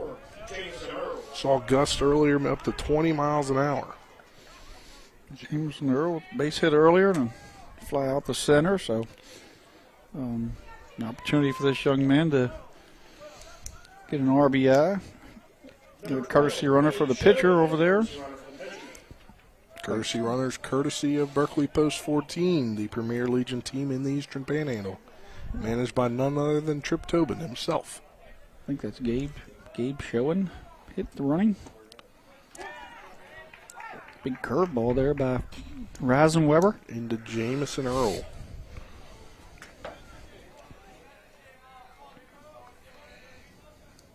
Runner on second, 2 outs. That one called strike 2. 0-2 now the count. Reisenweber looks to get out of this inning unscathed. McCarthy on deck, and then after that you'll see the top of the lineup. So I don't know if that had John Ogden jumping. That was headed up his way, didn't it? Somewhat, yeah. Looked like it was kind of headed that way.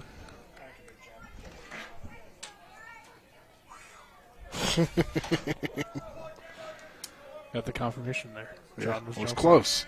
Close. Swung on and missed for strikeout number 2 in the inning. We'll head to the bottom of the 5th inning after this 60-second break. You're tuned into EPAC Baseball on Talk Radio WRNR and TV 10 back at 60. This is Eric at Hagerstown Ford. Over the last decade, the way we buy things have evolved. Now, you get on your phone, click Want It, and it shows up at your front door. At Hagerstown Ford, it is that convenient. We've changed the car buying experience on the I-81 corridor forever. And with a return policy better than Walmart, there's absolutely no reason to buy a new or used car, truck, or SUV anywhere else. Just like Amazon, Hagerstown Ford will deliver the vehicle to you, where you are, and on your time. And if you don't want it, return it. No questions asked. Why waste your time at a car dealership playing the dumb back-and-forth games? Besides, we hate it more than you do. I assure you, no dealership from Winchester, Virginia to Washington, D.C. will beat our price. No dealership from Chambersburg, Pennsylvania to Baltimore, Maryland will beat our price. And no other dealership will allow you to return it if you don't want it. Hagerstown Ford absolutely provides the best experience at the best price. Visit HagerstownFord.com to schedule your VIP experience. Click on the vehicle you want and get your new ride delivered to you at no risk. See dealer for details. Welcome back to P.O. Faulkner Park here. Bottom of the 5th inning. Due up for Martinsburg are the 3-4-5 batters. Carson Buber, Michael Lupus, and Ben Reisenweber. Bulldogs down 5-3 here as we head into the final 9 outs of the game for the Bulldogs. Yeah, a lot of time left. Martinsburg, again, like down after Spring Mills game, they got down. They didn't panic. There's some maturity over there in that dugout, and certainly there's, coaching staff that, doesn't panic.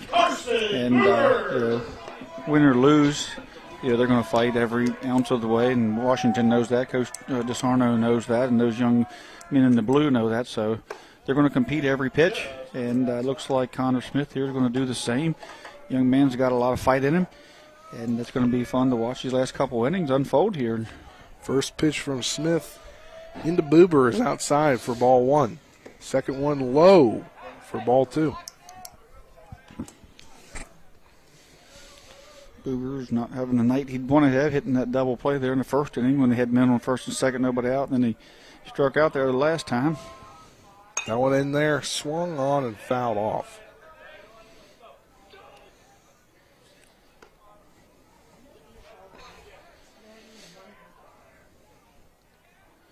Air's changing a bit up here. Feeling that wind blow in. Temperature dropping a bit. The 2-1 delivery coming to Carson Buber from Connor Smith. That one swung on, popped up towards the dugout, and it'll be out of play. We're running out of room over there as Colin Reed runs out of room. Colin Reed and Talking to his teammates in the dugout over there.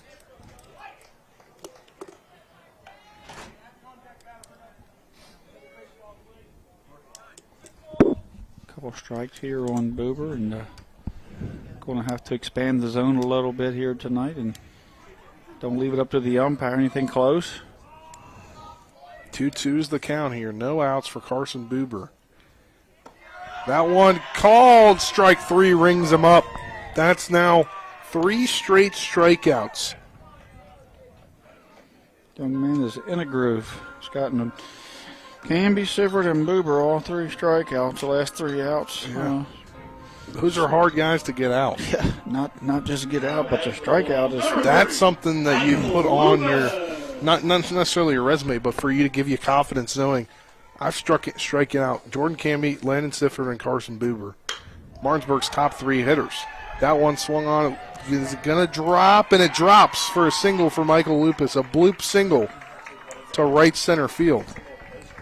So Martinsburg finally broke that streak of strikeouts here with Lupus with the bloop single here, and maybe that's what they need here as Reisenweber comes up with a chance to help himself. Martinsburg down 2 here in the top of the 5th. Now batting for the Bulldogs, number 8, Ted Reisenweber. Reisenweber walked his last time up, struck out in the first inning. First pitch into him is high for ball 1. Certainly Connor Smith probably wasn't on Martinsburg's radar as, as someone they would have to deal with here on the mound tonight. Certainly not on our radar as we haven't seen much out of him, because we haven't done many of their games. We haven't really heard a lot either, but definitely a weapon and some depth there on the Washington pitching side as he's just really, really been impressive here tonight. The 2-0 delivery gets in the zone for called strike number 1. With Lupus on first, Martinsburg trying to claw its way back into this. Tough to steal on the young man. He's left-handed. He doesn't. The 2-1 delivery high, ball 3. Reisenweber probably going to let this one in, right? Look it in. 3-1 count. I'm not sure here. They're not. Well, this is right down the middle of the plate. Not quite, down to their last few outs. So, he still needs to hit a strike. 3-1 delivery, fouled off. A good ad count pitch, to set on. If there's anything that Martinsburg could capitalize on the bases with Smith, he's once he does come up, he comes to a full. He doesn't slide step much, and he does take a little bit longer to the plate than maybe you'd want him to. Full count delivery from Smith, that fouled off once again. But he will certainly fix those small things, and as he continues to pitch at this level, he'll learn to, slide step or quick pitch or, those types of things. But right now he's holding runners well, just a little slow with the leg kick. But it appears all these foul balls have taken out our fence cams tonight. I think we might, something like that. Battery issue as well, kind of probably. 3-2 delivery, that fouled off right above us. Yeah, you just can't say enough about Connor and his competing here, just flat out competing, as a freshman against a very good Martinsburg team. Washington holding on to a 2-run lead. And it's a big situation here. Yeah, this was a big at bat, at the moment. 3-2, 1 out. 3-2 delivery, that one swung on, fouled off once again. The more pitches he throws, the more it's certainly advantage Reisenweber. And you hear Coach Ballard yelling at him to win it, win this at bat.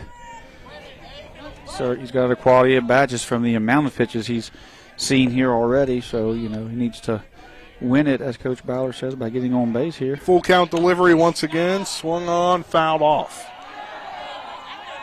How many pitches are we at in this at-bat? A few. At least 6 or 7. We're out of balls, the umpire says. The balls are coming in from the dugout. That's the ones they microwaved. What? Microwave it, makes them fly farther. Is that actually a true thing? Look it up. I don't know these things. I've never heard that saying where you microwave a baseball and it makes it fly. Well, watch we this. Got a baseball in the studio. We have a bat at the studio as well. That one swung on, fouled off once again. We should try that out, Nick. Go out to the field. I don't think that's a good idea. We have a big field. There goes the microwave ball out of play. We could try it. I just meant more so microwaving the baseball. I'm not sure if that's actually a good idea. I don't know. Tripp says we can do it, so we should do it. The full count delivery on the way. Another foul tip, fouled out of play. If you did everything, I think we're going to need a new baseball distribution tonight. I think all of them are being fouled out of here. I think they're all up on the softball field. I don't know how many pitches he's at, but I'm going to find out. Well, they're not lost in the trees anymore. Okay. Yeah, they're not lost in the trees over there. They're gone. Ben's having a very good at-bat here. Extending the at-bat with continuing to foul things off here. With Michael Lupus on first, the 3-2 delivery once again. This is giving me like Jason Worth vibes back in 2012. 8, 9, 10, 11, 12. I think it's 12. I think this was the 13th pitch. 13th pitch to Reisenweber. 14th pitch. That was 14. Fouled off. Going for number 15 here. 1, 2. What a 3, battle between Connor Smith, the 4, freshman, 5, and Ben 6, Reisenweber. 7, 8, 9, 10, 11, 12, 13, 14. Yep. He's fouled off the 1, 2, 3, 4, 5, 6, 7, 8, 9 in a row. After going 1 and 2. 16th pitch in this at bat. And that one's outside for ball 4. Walk him. All that for a walk, Tripp. You heard somebody here on our mic. He earned that at bat. 14 pitches. It looks like according to the game changer. Moves Lupus to second in scoring position here. With Rubenthal could help himself out of a loss here if he's able to tie the game up. Puts Smith up to 70, looks like 3 pitches. And we got a courtesy runner coming for Reisenweber. Murphy Clement coming in. Courtesy runners courtesy of the Berkeley Post 14 Hornets Legion baseball team. The premier Legion baseball team here in Berkeley County in the Eastern Panhandle. It was a great bat by Reisenweber there. Forcing that pitch count up on the young man here. First Connor. pitch into Rubenthal. Catches the zone for strike number 1. Ooh.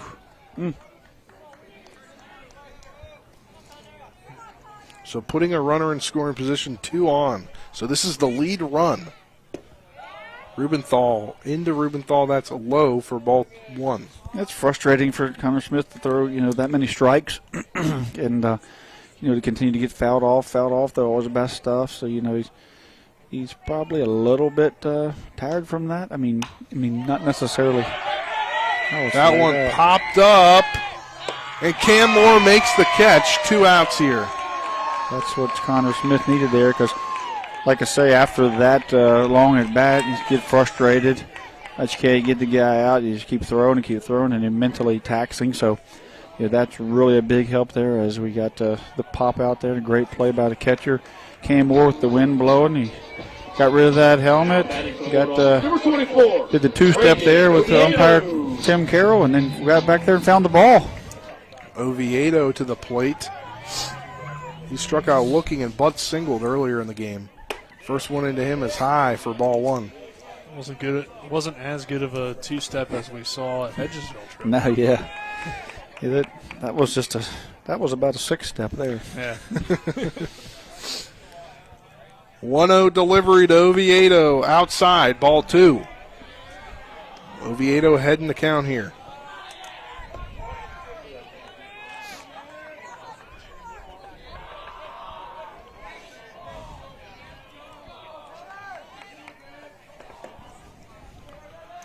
The 2-0 delivery from Smith. That one fouled off, and it will get just out of play. Almost hit that light, Trip. The light that was hit during the Legion season. I have nothing to say about that. Well, it's replaced, so that's all that matters. It got replaced. TV10 replaced it, right? Oh, no, I think Trip Tobin, Trip Flooring replaced it. Or American Legion. I didn't climb up there. The 2-1 delivery that swung up the middle into the center field. Lupus is coming around to score. He couldn't handle it in center field. McCarthy, so the deficit now at 1. As Michael Lupus scores from second. And it's just a one-run ball game now. Oviedo really put the charge into that one. Got out there in the center field quick.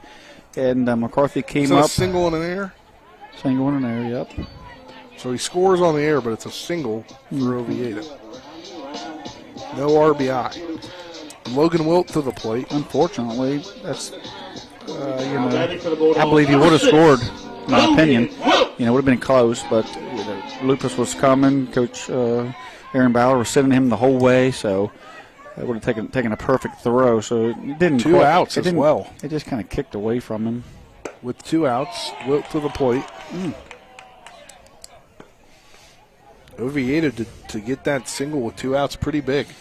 Yeah, that ball was hit pretty well, too. Makes it just a one-run game here in the bottom of the 5th inning. The 0-1 delivery swung on, hit into right field. Camping under it is Earl, and he makes the catch to end the inning, but not before Martinsburg's able to put up 1 run to put the deficit back to 1. We'll head to the 6th inning. After this 60-second break, you're tuned in to EPAC Baseball on Talk Radio WRNR and TV10. Back in 2 minutes. 1 minute. Looking for some nightlife? Then look no further. Laddie's Bar & Grill has a full bar and kitchen, pool table, and entertainment with great food at affordable prices. You can dine in or carry out by calling us at 304-263-5233. Laddie's is open Monday through Saturdays from 8 a.m. to 3 a.m. and Sundays from 10 a.m. to 3 a.m. We serve breakfast all day long, and our lunch and dinner specials are posted every day on our Facebook page. So stop on in to Laddie's Bar & Grill, located at 107 Lutz Avenue in Martinsburg.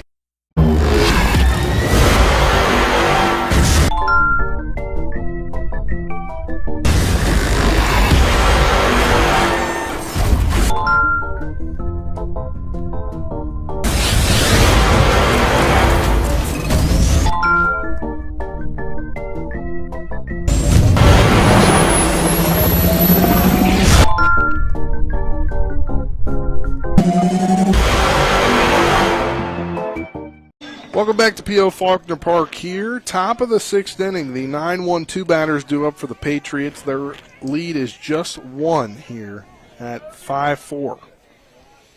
As we head to the 6th inning. Number 1, Josh McCarthy. Top and the bottom here for Washington. Chance to put some insurance runs up. In the 6th here. First pitch. It's a swinging strike 1. To McCarthy.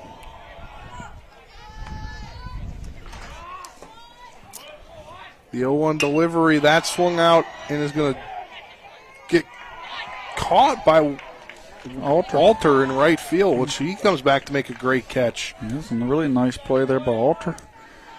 You going to call that a liner?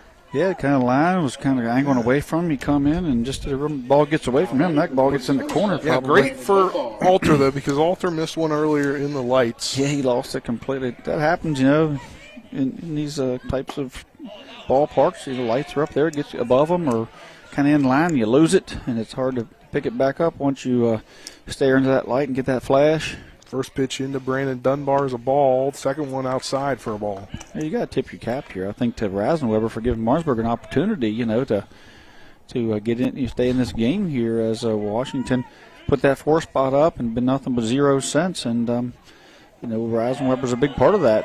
2-0 delivery in there, low for ball 3. So Rasenweber behind now 3-0. Seen some really good pitching from Rasenweber and from Connor Smith The 3-0 in there, called strike one.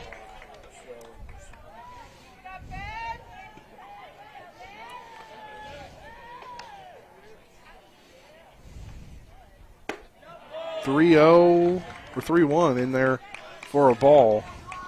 So Dunbar walks. It's his first time on the bases tonight as he's grounded out all 3 other times. So up to the plate, Sven Dupree.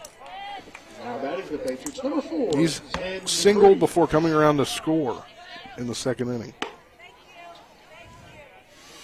Yeah, certainly not what Reisenweber wanted to put the speedy leadoff man on, but see what he can do here from the stretch. Sven got, I believe, a double there, a single there earlier. Swinging the bat well for a freshman, batting in the 2 spot. And then, once you get through him, you get into that little bit of a murderer's row there with Moore and Reed. 1-0 delivery in there for a called strike one. With 1 out as Reisenweber steps off, throws to check the runner at first.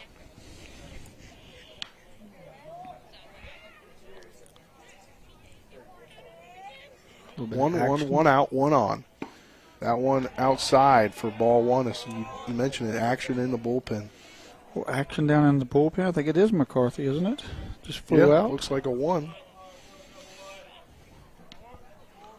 The 2-1 delivery on the way, swung on, dribbled. It's going to be tough, and it's going to go foul. Great job by Reisenweber to recognize that. Yeah, it was a base hit if it doesn't go foul, and Reisenweber knew it, and he went to grab it there. Everyone was on the line, and he just let it go. So good baseball IQ there. Smart play. Sven was going down the line hard.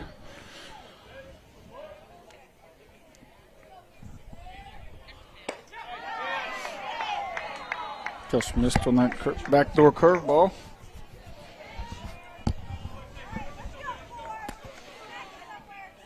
I believe it's a 3-2 count. Big pitch here. 3-2, 1 out, 1 on. Top 6. Reisenweber's delivery swung on and fouled off.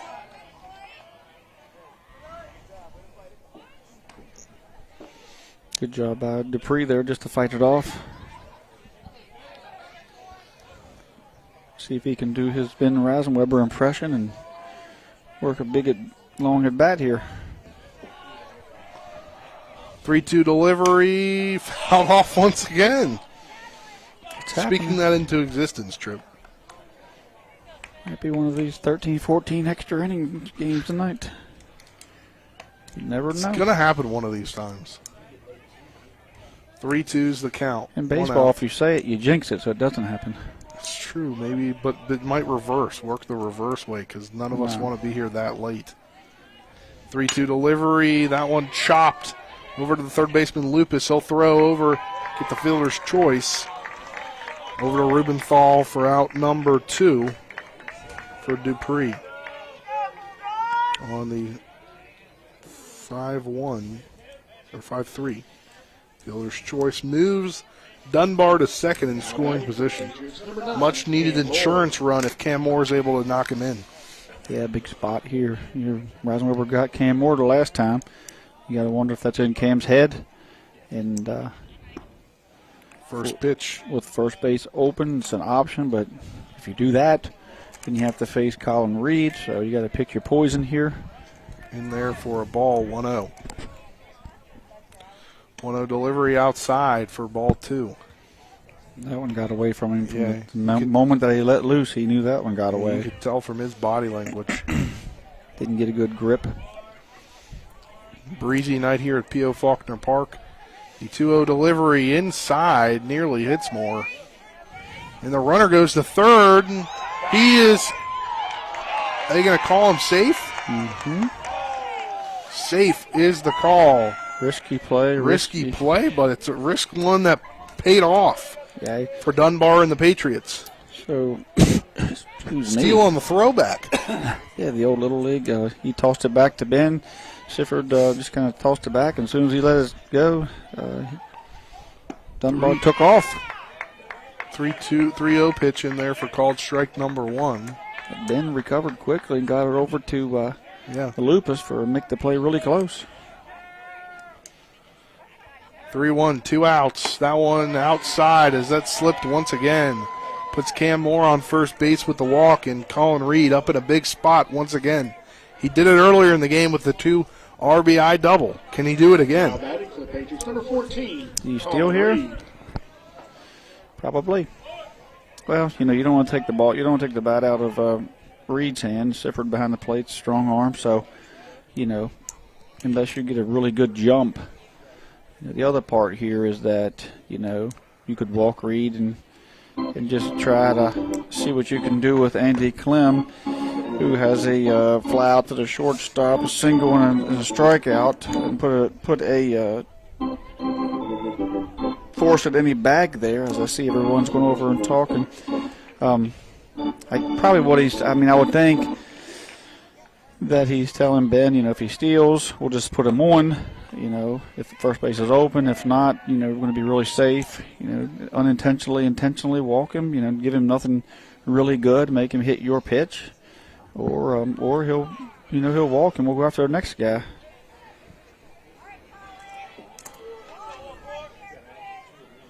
And that's nothing against Rasenweber in his youth or what you semi-inexperienced. It's just for, it's really a compliment to Reed for what he can do. That ball, does that hit Reed? He's going to try to come in, and he got him.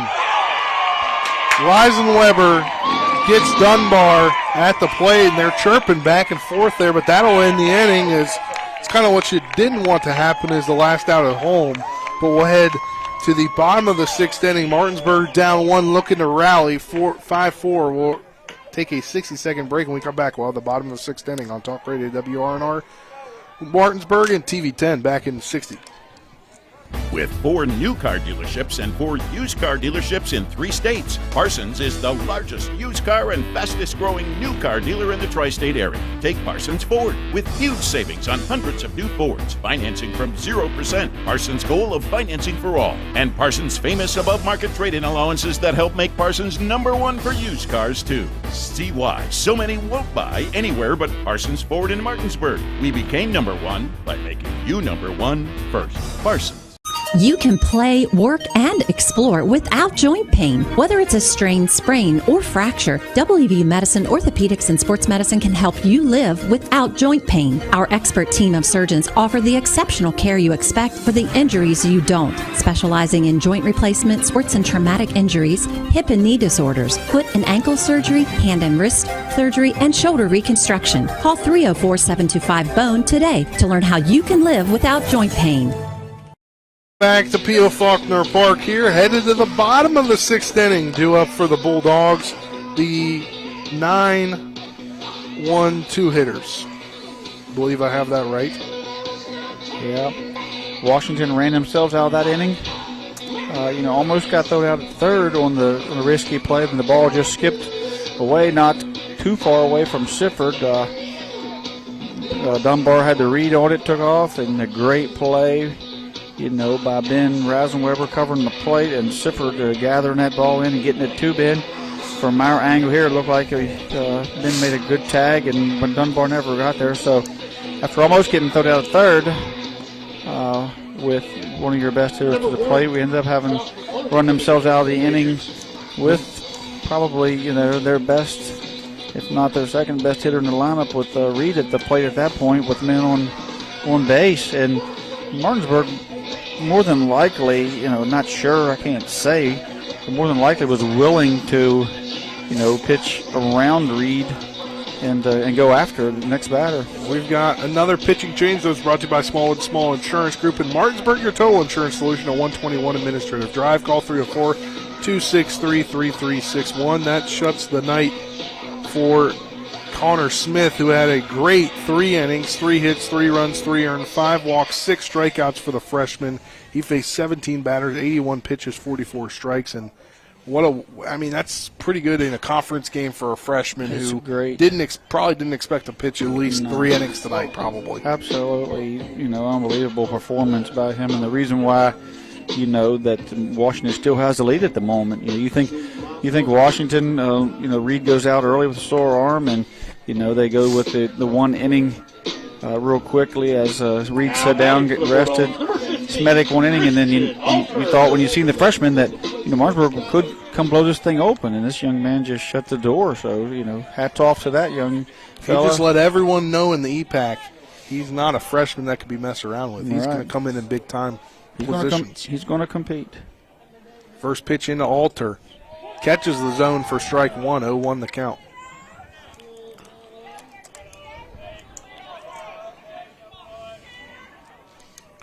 Martinsburg looking to get back in the lead, down one. That one right over, gets through the hole, and it bounces off. He's going to go 2.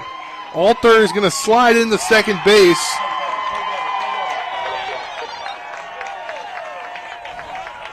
And Martinsburg is back in business. Just like that. They got to score that in air, though, right? Or was that a hard hit? It was an air. I mean, he hit it hard. Oh, no. But it was right Coach at him. Coop rolled it an RBI or a double. The double that bounced off the shortstop. Yeah. So I'll roll it a double. If he rolls it a double, I'll roll it a double. The ball was hit hard. The shortstop right at it. Cam Gill come down, kicked off. Great spot for Canby. To his left. I mean, I think Canby has to bunt here. I think it just playing small ball. I just think the situation dictates it. And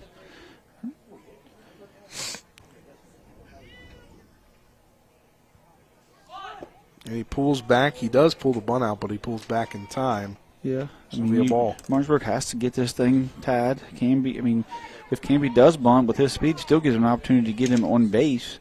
But we got, he is in a scoring position, already. So, lots of options here. Lots of options.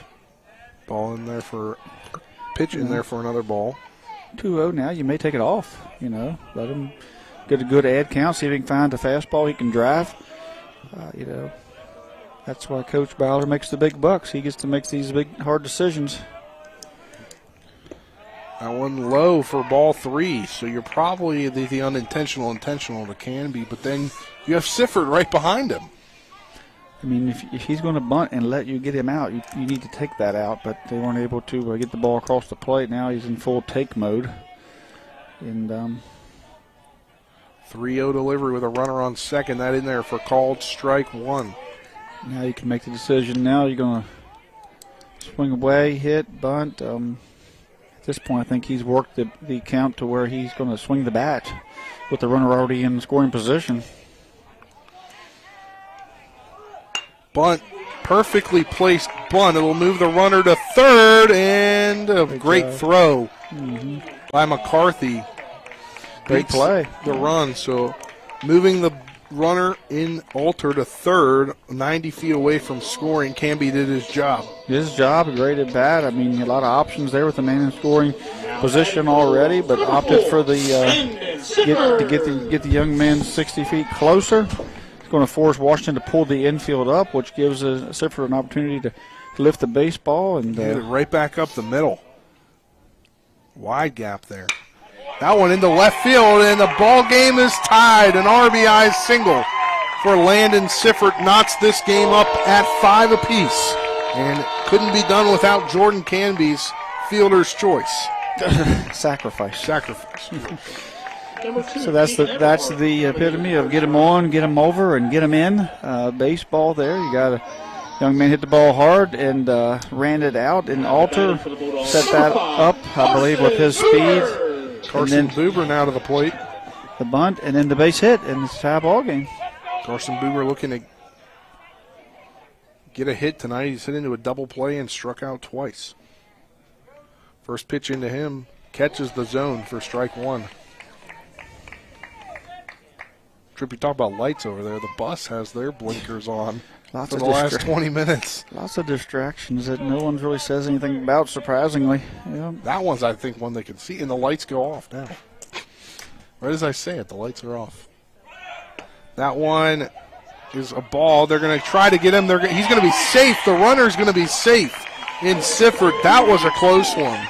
That was a really close one. It's Everhard, isn't it? Everhard running for Everhard, Sifford? you're right. Everhard in there for Sifford. Everhard doing an excellent job running, contributing any way at all possible. Has become courtesy runner here for the catcher tonight and has really made a difference with his speed. 1-1 delivery. That one chopped over to the third baseman, and they'll looking back. Now we'll go to third, and they're going to let him go to third as another fielder's choice sacrifice. Did a good job reading it. It's just a good job on Everhart's part to draw the attention to Dunbar, forcing him to make a long throw. And I mean a quick throw, and then he took off. And Reed, knowing there's 2 outs, didn't force a cross or where he tried to throw it away, and we'll take their chances. Lupus blooped a single earlier. He had a 2 RBI single earlier than that in the third inning as he looks to get the lead run here. Martinsburg tied. They were down 1 heading into this inning after a RBI single from Landon Sifford. Brought the tying run home. We're knotted up at 5 here in the bottom of the 6th inning. Opportunity for Lupus to go have a 3-hit night here tonight. Got a couple of base hits already. He could be your player of the game, Tripp. That one in there for a ball. Brings the count to 2-0. Lupus could be a guy you could maybe pitch around a little bit here. Not pitch anything down the middle of the plate. Maybe you kind of look to a young guy or Reisenweber. Certainly don't want to, throw it right down the middle, but 2-0 delivery catches the zone there.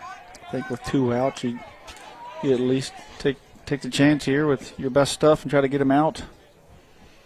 Wasn't happy with that call. Kind of ran in on him near his hands. 2-1 the count, 2 outs. Runner 90 feet from scoring. That one high for ball 3. So a 3-1 count here. Are you leaving the bat on your back? No, if he grooves it, I'm hitting it. All right. 3-1's ad count. You got to be thinking strike, attack, and then 3-1 delivery. That popped straight up. And Reed tracking it, and he can't make the catch. Slides a little too early with more coming in.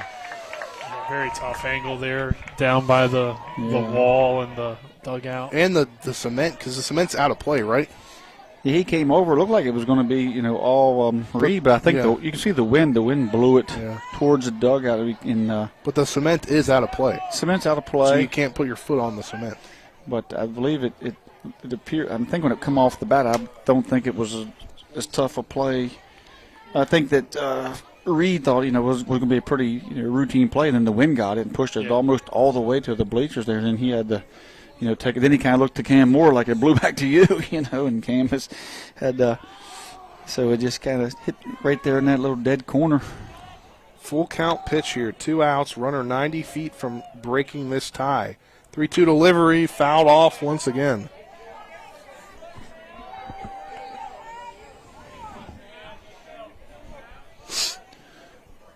Those balls hit the net. They don't come back on the field. Where they go? Oh, no. It didn't come back, did it? No. 9-12 here. Ball game 2 hours, 10 minutes old. I know where that one went.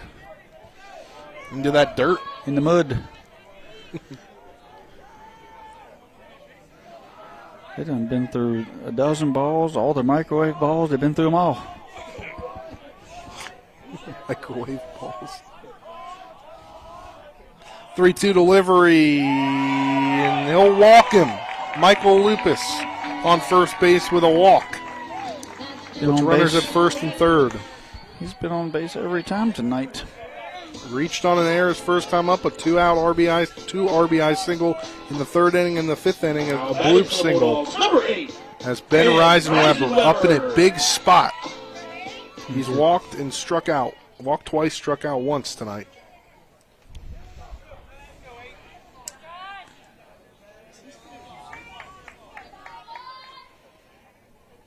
We'll call timeout and go talk to him here, see how they want to deal with this first and third, and see how they want to pitch Reisenweber.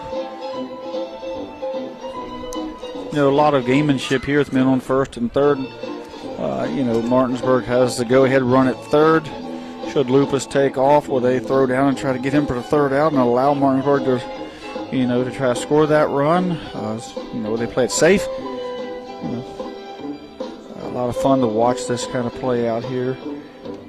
that wouldn't surprise me if Lupus goes here as the home team with 2 outs, just to see what maybe a delayed steal. There's a lot of options here.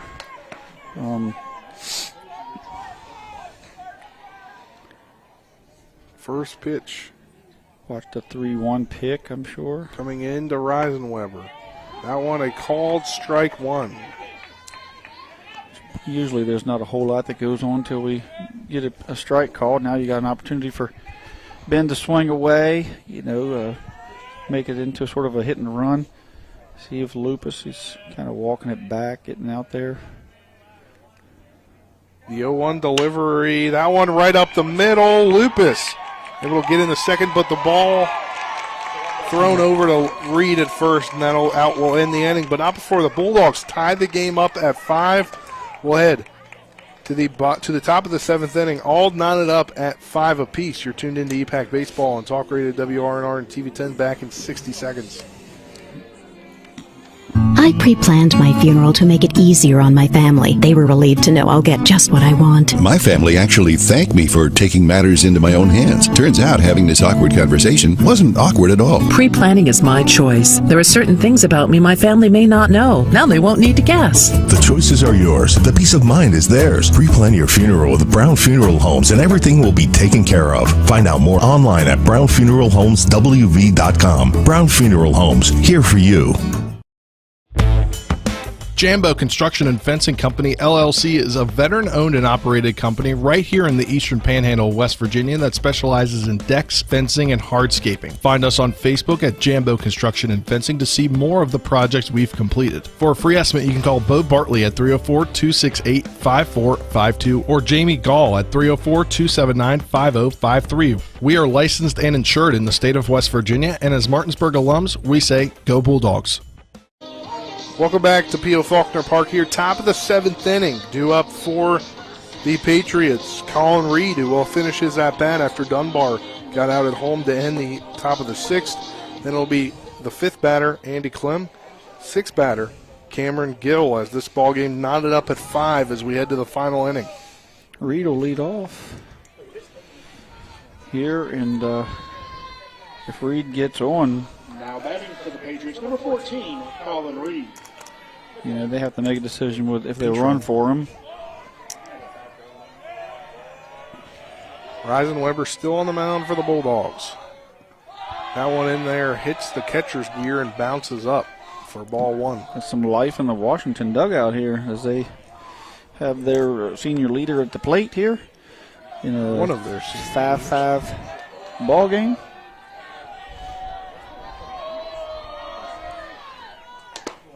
One in there for strike 1, brings the count at 1-1 from Reisenweber to Reed. Reed started this game at pitcher. He felt some arm discomfort, came out after the first inning. But he came in to play first, and he's still batting. Been successful tonight at the plate as he's had a 2 RBI double and a single tonight. The 2-1 delivery on the way, swung on and fouled off out of play down the right field line. Ball jumps off his bat. He's got a powerful swing. Covers the plate, sees the plate well. He's an uncommitted senior, and he probably has a few options what he wants to do. Yeah.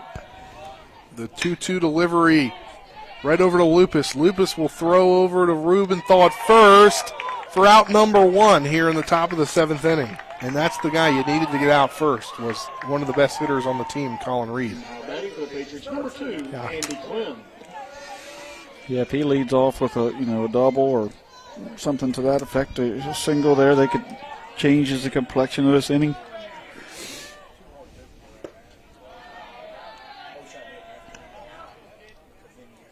Reisenweber's showing some moxie out there. He's also, just like Connor Smith, competing.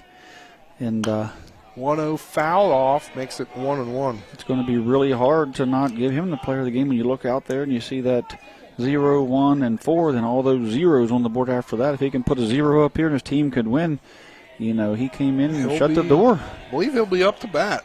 He will be. He'll lead things off. Triple could still have 7 more innings of baseball, and then You never know who's going to be the player in the game at that point. True, we could play a whole other game. If they play a whole other game, I don't even know how you play that, how you continue that game tomorrow if you're Martinsburg. That one fouled off. You do it. But is it going to stay in play? As Wilt almost made the catch back where, I guess at one point, right along where the tarp would have been. Yeah, that would have been in the tarp, I believe. Yeah. Maybe that's why he kind of held up. He was like, where's the tarp? So used to it from last year. Because he got over there and he kind of stopped. And Yeah. then he does. He's like, where's the tarp at? Played right more last year, though. So Yeah. not used to it over there in left. The 2-2 delivery coming from Reisenweber. That one back up the middle into the outfield, into left center field. Will be a single for Andy Clem, who's had a single earlier in the game in the third inning. Yeah, getting a little rowdy over there. You know. Now batting for the Patriots, number 3, Cam Gill. Cameron Gill's got a couple hits tonight, so, you know, got a little spark started here for Washington. If I remember correctly, I should probably go through Game Changer before I speak of this, about last year's game between Martinsburg and Washington at P.O. Faulkner Park. Do you remember that trip? Mm-mm. I don't remember yesterday. I think it was right before we went. Yeah, it was a 5-2 loss for the Bulldogs to Washington. A very good game for these Washington Patriots. On the mound was Stottlemyre. Oh, yeah. I remember that one. Yeah, 13 strikeout game. He was dealing. First strike there in to Gill. The 0-1 delivery is a ball, 1-1, as he pulled back the bunt attempt. Playing small ball here. But yeah, he went 114 pitches, 6 2/3 innings, and Colin Reed came in for 9 pitches to finish it out with a strikeout. Remember that, Nick? I do now, yeah. Me too. And now I just remembered it was like a very tough game, and it was because Stottlemyre was on the mound and he was dealing. He was dealing. I remember it was a little chippy. Yeah. Oh, yeah. Washington Speaking of chippy, hits him there. Didn't want that to happen. On Gill. So 2 runners on here with 1 out. For Connor, no, I guess we'll have a pinch hitter here. 12. Gabe Schoen, the freshman. Another freshman coming in tonight. And Coach DeSarno and this coaching staff must have some faith in these freshmen. Oh. Does he hit him again? Yep. Hit him again. That's back-to-back players hit by pitch. And now we've got the bases loaded with 1 out. Timeout time. Do you give warnings at that point? Or does he didn't. Yeah, he's not doing that on purpose for sure. Looks like Coach Byler's coming in. You usually see him taking out the player, so. I think you're going to see Oviedo come in and swap. Yeah. Oviedo to the mound and Ben to second, and Carson over to short probably. Well, that will do it here for Reisenweber's night. We'll take a 60-second break. When we come back, we'll get the pitching change. You're tuned into Impact Baseball on Talk Radio WRNR and TV10 back in 60 seconds. With 4 new car dealerships and 4 used car dealerships in 3 states, Parsons is the largest used car and fastest growing new car dealer in the tri-state area. Take Parsons Ford with huge savings on hundreds of new Fords, financing from 0%, Parsons' goal of financing for all, and Parsons' famous above-market trade-in allowances that help make Parsons #1 for used cars too. See why so many won't buy anywhere but Parsons Ford in Martinsburg. We became #1 by making you #1 first. Parsons. Not sure where to go or who to trust with your flooring project? And start with Trips Flooring, proudly serving the area for more than 25 years, specializing in floor sanding and refinishing, along with installation of new flooring, including hardwood, tile, vinyl, laminate, carpet, and the hottest trend in flooring, luxury vinyl, tile, and luxury vinyl plank. Are you on a budget? Check out their warehouse, cash and carry, or call 304-229-7009, or visit them online at tripsfloorsanding.com.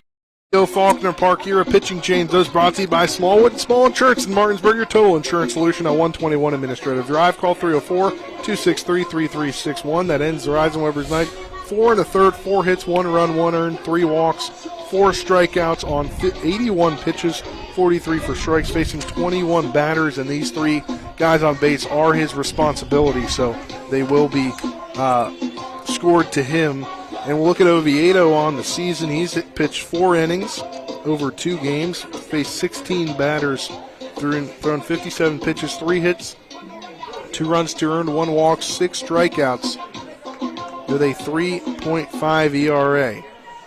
He looked really good, closing out the game the other day. So, at Spring Mills, he came in and threw really well. And he's in a tight spot here to see what this young man can do. He's only a sophomore.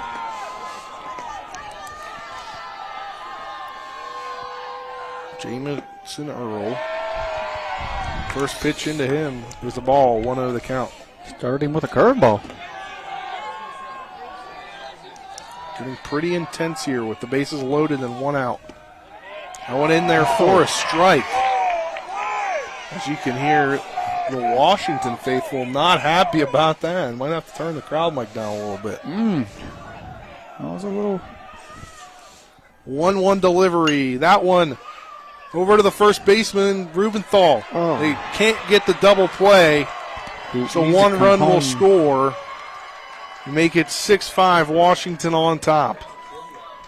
He was up for a reason.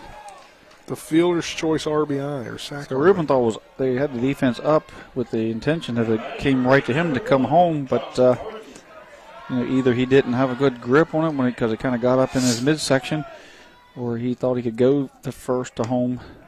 Josh McCarthy at the plate. He walked in the second inning, he struck out, and he lined out in the 3rd and 6th respectively. First one in there for a ball. 6-5 lead now for Washington. Runners both moved up.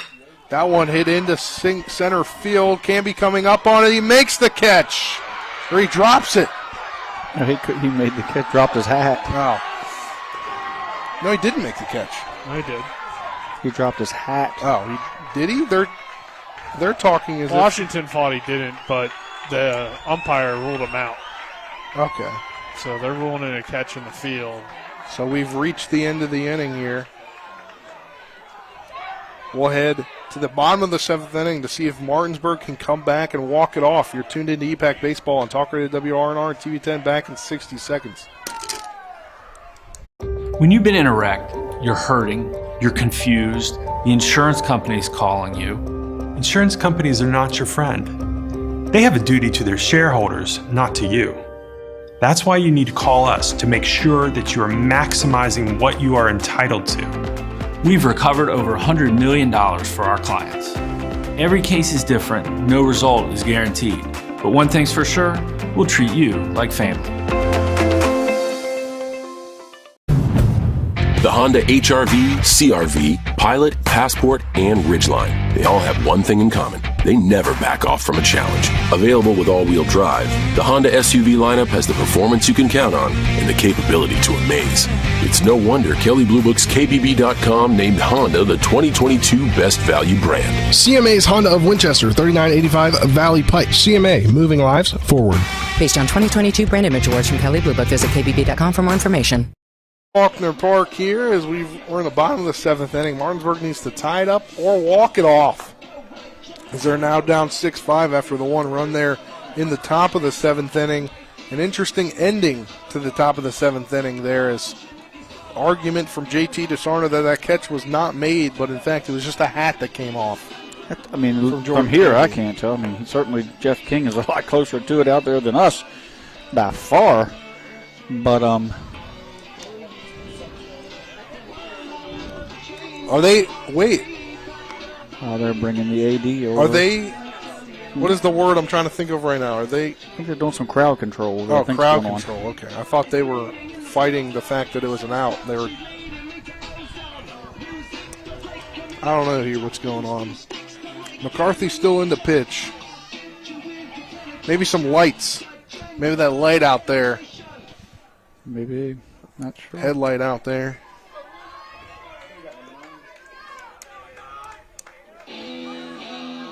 Either way, Martinsburg's AD's on his way to kind of hot stepping. Rubenthal to lead things off.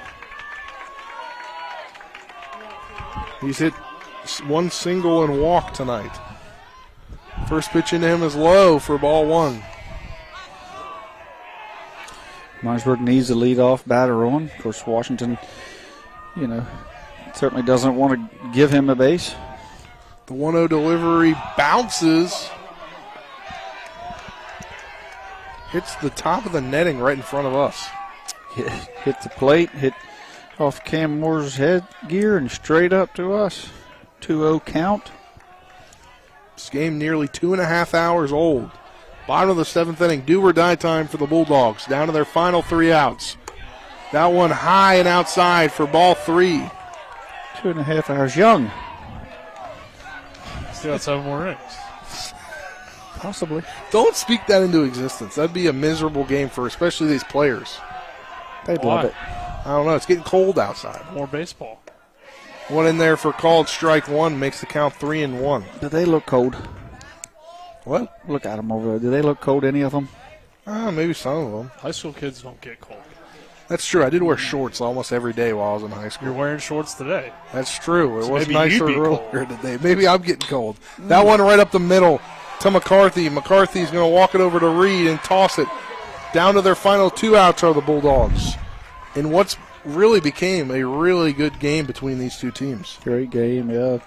Showed some pitching depth, showed what the young guys can do, showed these two programs, what they have today and what the future holds for them. It's just been really a good game. Bottom of the lineup here. Oviedo now to the plate. He bunt singled earlier and then had a single in the 5th inning. First one into him is a ball. At the moment you think of the third out at the plate, that Washington almost give up a run, and the play there where a possibility could have cut the run off at home when they ground ball the first baseman, but ball outside, another ball. All those little things you must overcome. You make excuses, but you must overcome and figure out a way to win. 2-0's the count here, 1 out. Martinsburg down to their final 2 outs. Oviedo at the plate. The 2-0 delivery in there for called strike one. You're taking there till you get a strike, more than likely. I mean, that would be the thing to do there. You go to take and then get a strike and then turn them loose. Try to get some base runners on. The 2-1 pitch. Low, ball 3. Looks like Wilt is in the on-deck circle, so Brown not coming back in.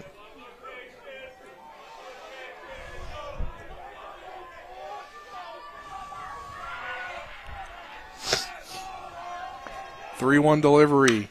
That one hit over to the third baseman.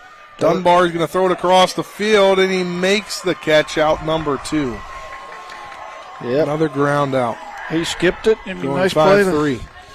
Dunbar threw it across, threw the 1-hop. Colin Reed stayed with it, made the play, 2 outs, and going to see Wilt come in, or Wilt stay in the game here and hit. Now to their final out are the Bulldogs. It's been a very great ball game, seeing all the different players that it's seen, all the pitchers that it's seen tonight. Can get Wilt's speed on base. The first pitch fouled off to the third base side, bounces back off the netting. I think you're in take mode there. First pitch swinging there with 2 outs, and you're the final shot here. Probably need to get a strike on you there, but he was ready to take a hack at it. The 0-1 delivery, that swung on, hit over to the second baseman and Dupree. Dupree tries it and gets him on the throw, a very close one, and that'll end this ball game on the 4-3 ground out. Washington gets the victory 6-5 in a back and forth ball game tonight. Great game, yep. You see the two teams meeting here as they have seemed, certainly Washington, big win for them, knocking off unbeaten Martinsburg in a very highly contested game here, but a great game. And I thought we'd see a great game. I didn't know we'd see, this depth in pitching and the youth out there this early, but, great game. And Washington showed what they could do when their senior pitcher went down, and they stayed with it. And, of course, Martinsburg never really panicked and had a shot to win it as well. It's been a Reisenweber came in and gave Martinsburg a chance. All right, we'll step aside for a 2-minute break. When we come back, we'll have the post-game show. You're tuned into EPAC Baseball on Talk Radio WRNR and TV 10. Back in 2 minutes.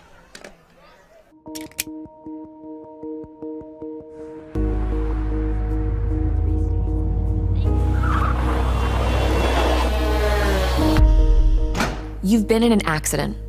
The choice of a lawyer may be the biggest decision you make for you and your family's future.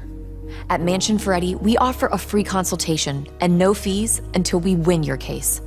Call us today and protect your future. Mansion Ferretti, when you need justice. Looking for some nightlife? Then look no further. Laddie's Bar and Grill has a full bar and kitchen, pool table, and entertainment with great food at affordable prices. You can dine in or carry out by calling us at 304-263-5233. Laddie's is open Monday through Saturdays from 8 a.m. to 3 a.m. and Sundays from 10 a.m. to 3 a.m. We serve breakfast all day long, and our lunch and dinner specials are posted every day on our Facebook page. So stop on in to Laddie's Bar and Grill, located at 107 Lutz Avenue in Martinsburg. Insurance companies like to play games. They say they're on your side, but they aren't. We have a team that can handle any curveball they throw. At Burke, Schultz, Harmon, and Jenkinson, you get a dedicated lawyer, and every case gets a team effort. So you get nearly 150 combined years of experience going to bat for you. And we like to win. Join the team that takes your personal injury case seriously. Burke, Schultz, Harmon, and Jenkinson. We play hardball. The game may be over, but don't go away just yet. We've got a complete game recap, analysis, stats, the player of the game, and we'll prepare you for our next broadcast. All on the post-game show. So let's return to the field and rejoin our Talk Radio WRNR broadcast team.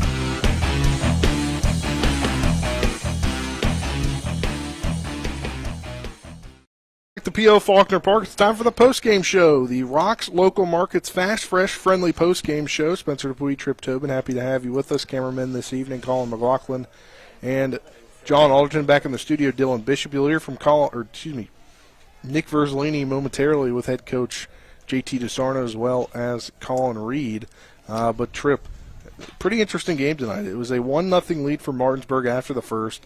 Then Washington scored a run in the second, and then it was that third inning where Washington able to score 4 runs, and Martinsburg didn't score in the second or third or fourth inning, and then it was scoreless for Washington in the fourth, fifth, and sixth. Martinsburg came back to tie things at 5 in the sixth inning, but giving up that run in the top of the seventh inning.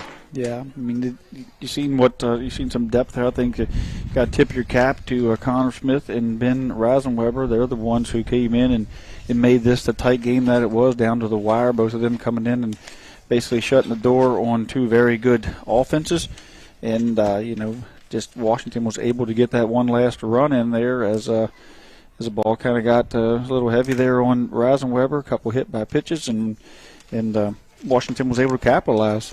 That was pretty much your game summary there, brought to you by the Farmers and Mechanics Insurance Company. When it comes to your home, auto, farmer business, they're trusted, reliable, and experienced. Call them at 304-263-08 or 09. Go to FMIWV.com. And Trip, this was, just the freshmen that played in this game got great experience. Yeah, I mean, youth on both sides of this program. Jameer Brown on Martinsburg side, Braden Oviedo, the sophomore on Martinsburg side. You've seen those guys competing, and then on the Washington side, you've seen them start with 3 freshmen, 2 in the lineup, and 1 being DH for, and then they end up with a freshman on the mound. Just incredible to see. Washington is a good team. Dunbar gets things done at the top. It's just Sven Dupree, a couple base hits, left-handed.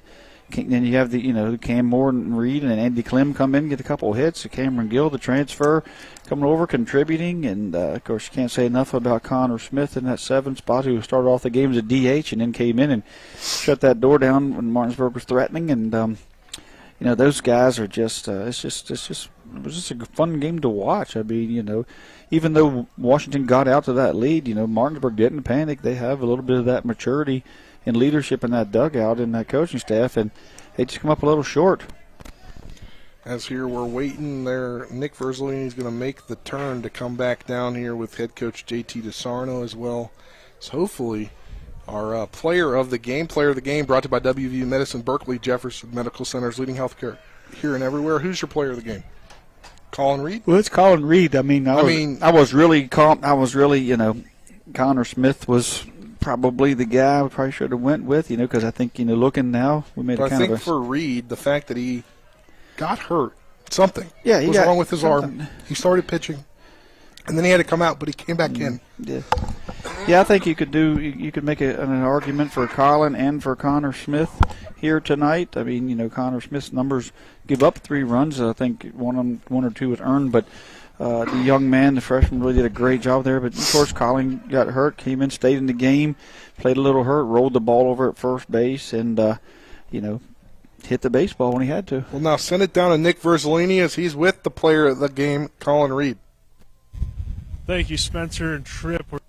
Reed, Colin, you started the game on the mound. Didn't get the finish, but you were able to still do a good job out there at the plate. 2 for 4 today. What'd you like from yourself performance-wise?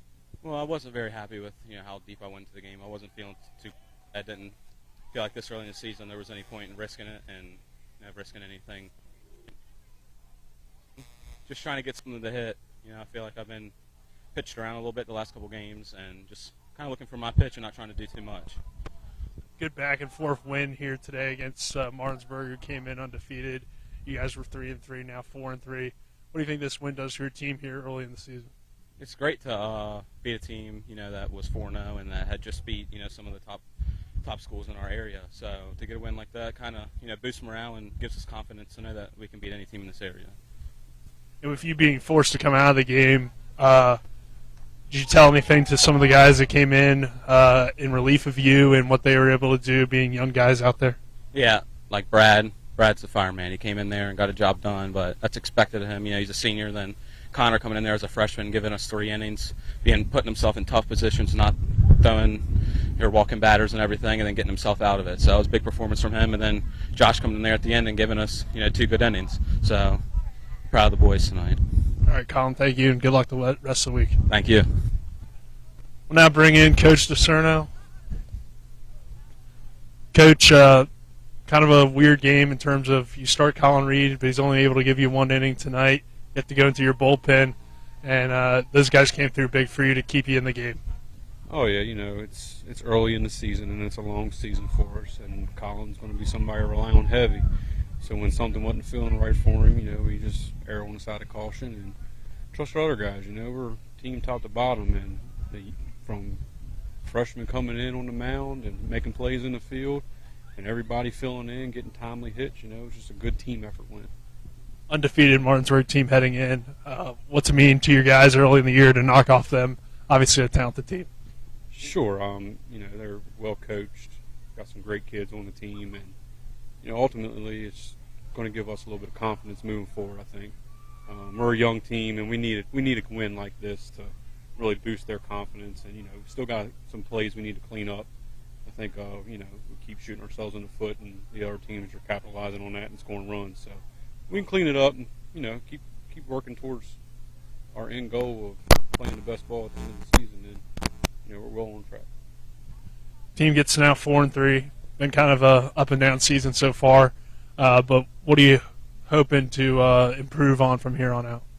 Like I said, just cleaning things up. A couple errors in the field led to some of their runs, but it's early and we're young. We had a real senior-laden team last year, and this year we kind of going to go through our lumps and growing pains, but it's still early. We're only 7 games in. We got well over 20 games. Got a good trip to Myrtle Beach in the middle of it, so it's a good win for the night, but, we got to get right back to work tomorrow. All right, Coach, thank you, and good luck the rest of the week. Appreciate it. Thank you. All right. Back to you guys. Thank you to Nick Verzolini down there in the breezy part of P.O. Faulkner Park with head coach JT DeSarno as well as the player of the game, Colin Reed. And we'll get now into some game stats brought to you by Bechtel Jewelers, West Virginia's largest Pandora retailer on Route 11 South and Inwood, taking care of you like nobody's business. We'll start first with the Martinsburg Bulldogs going 1 for 2 tonight. was both Jordan Camby and Landon Sifford. Landon Sifford with an RBI. Michael Lupus 2 for 3 tonight with 2 RBIs. An RBI coming from Braden Oviedo going 2 for 4. Rubenthal going 1 for 3 with an RBI as well. Alter 1 for 3 tonight. On the mound, Rubenthal got the start, 2 innings, 5 hits, 4 runs, 4 earned, 2 walks, 1 strikeout. The loss goes to rising number 4 in the third inning, 4 hits, 2 runs, 2 earned, 3 walks, 4 strikeouts. Oviedo came in to clean things up for 2/3 of an inning, allowing nothing. Moving now over to Washington, the victors tonight. The 2 for 4 night for Colin Reed with 2 RBIs. Cameron Gill went 2 for 3 with 2 RBIs on the night. 1 for 4 with 2 RBIs was Jamison Earl. And then 1 hit from Cam Moore, 1 hit from Sven Dupree. That's the hitting for the Washington Patriots. Now over to the pitching. 1 inning pitched for Colin Reed, 1 hit, 1 run, no earned, 1 walk, 1 strikeout. Smetic came in for that 1 inning, 2 hits, no runs, no walks, 1 strikeout. Connor Smith battled tonight, the freshman, 3 innings, 3 hits, 3 runs, 3 earned, 5 walks, 6 strikeouts. Schwone came in and got the win. Smetic. Schwone. It listed on here. I might be wrong. Schwone. I don't think it was Schwone. That was McCarthy. McCarthy. Sorry about that. McCarthy had 2 innings, pitched 2 runs, 1 walk, 1 earned run, 1 walk. 8 total strikeouts for Washington tonight, pitching-wise. Martinsburg 5 on the mound, but it was this is a gritty EPAC game tonight, and if this shows 2 of the top end teams in the conference, a good battle tonight. Yeah, it's a good battle. I think when the young man Connor Smith struck out the 1, 2, 3 hitters for Martinsburg, I think that's when Washington said, we can do this. At that point, I think that's what gave them the boost of confidence to kind of push them over the edge, and they just kind of stayed in there waiting for Martinsburg to make a mistake, which they eventually did, and they capitalized on it. 1-run ball game. They play each other 3 times or a series of 7. I think you're going to see the same type of game 7 straight times. I think they're just that closely matched, and I think they're going to play some good baseball this year, and they're going to show up and represent the EPAC down in Myrtle Beach as well. And tomorrow we'll be back here. We'll talk about our next broadcast, as we will be back to finish a game that we started, as Nick mentioned earlier, the longest game ever, or something along those lines here. A very long game. That was about, 2 Fridays ago now. As Martinsburg had a 1-0 lead headed to the bottom of the 3rd inning against Hedgesville, and it's going to be a good one tomorrow. I believe for Martinsburg they will have Buber on the mound, and potentially Lane DeLauder will be back on the mound for Hedgesville. We do not have that confirmed, though. Potentially, maybe Seaver West. He came in tonight. They got a big win against Jefferson. He came in through a couple of pitches, so he's more than available for tomorrow as well. Young man who can throw, on short rest, and they're going to come off of a big high beating Jefferson. Martinsburg, maybe you'll have they certainly can't have the hangover here in this Washington game, so it's going to be exciting tomorrow as well. Yeah, it should be exciting, but that'll wrap things up here. Final Washington 6, Martinsburg 5. For our crew tonight, cameraman Colin McLaughlin, John Alderton, Dylan Bishop, who you'll hear from momentarily back in the studio. For Nick Verzolini, Trip Tobin, I'm Spencer Puig saying so long. We won't talk to you tomorrow on the Sports Mix. We'll be down at the Shepherd Pro Day. But tune in Wednesday for the Sports Mix, and tomorrow night we'll finish the Hedgesville-Martinsburg game. You've been tuned in to EPAC Baseball on Talk Radio WRNR and TV 10. You'll hear from Dylan in 2 minutes.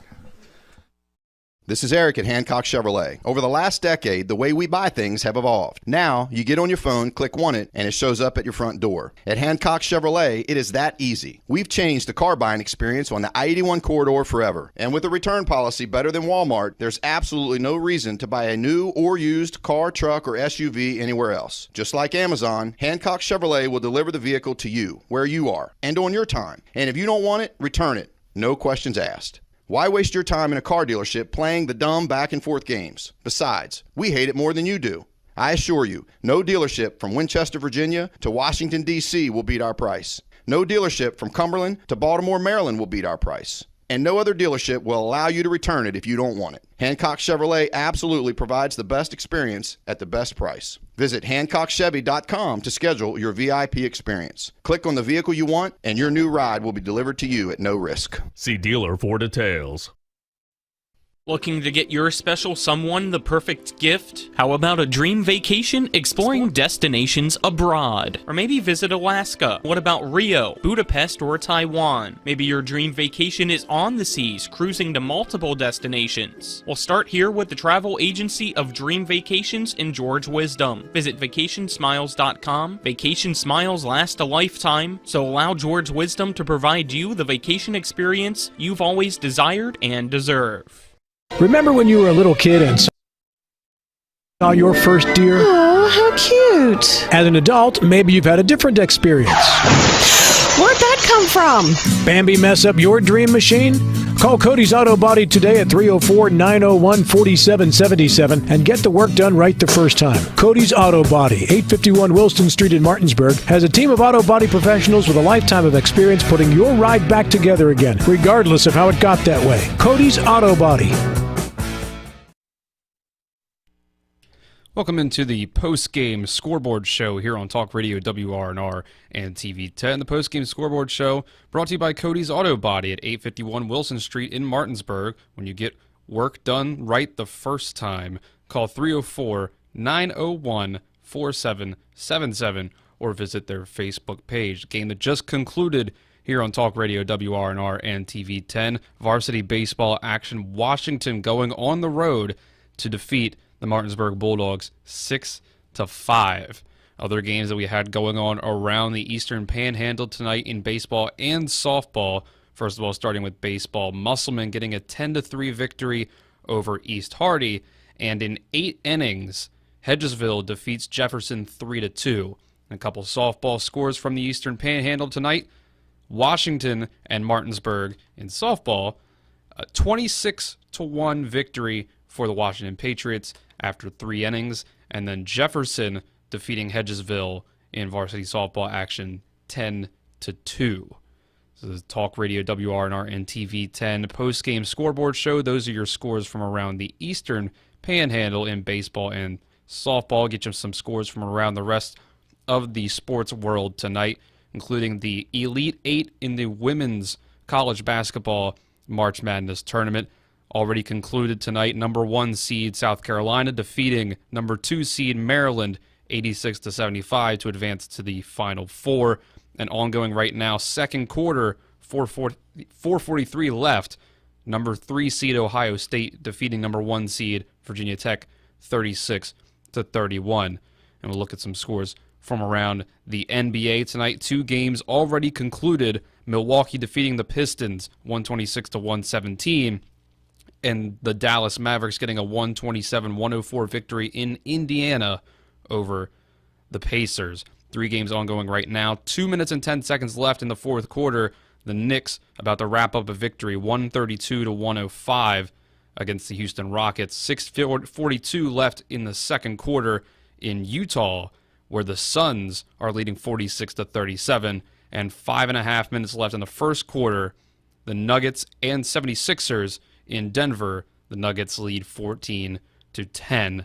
Those are your scores from around the sports world here tonight on the post-game scoreboard show here on Talk Radio WRNR and TV 10, brought to you by Cody's Auto Body. Again, the score, the game just concluded here on WRNR and TV 10. Washington 6, Martinsburg 5 in varsity baseball action. This has been the post-game scoreboard show. My name is Dylan Bishop, wishing you a good rest of your Monday evening.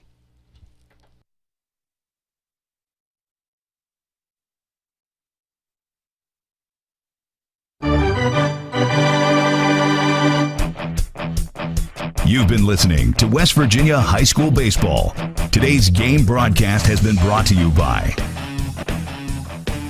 Parsons Ford of Martinsburg, The Skinner Law Firm, Laddie's, Trips Flooring, Jambo Construction and Fencing, the Mirius Group of Financial Advisors, Smallwood and Small Insurance, CMA Honda of Winchester, Bechtel Jewelers, Cody's Auto Body, Rock's Local Markets, CMA Toyota Chevrolet of Martinsburg, Orsini's Home Store, Farmers and Mechanics Insurance Companies, WVU Medicine Berkeley and Jefferson Medical Centers, the Mansion Ferretti Law Firm, and by Hagerstown Ford.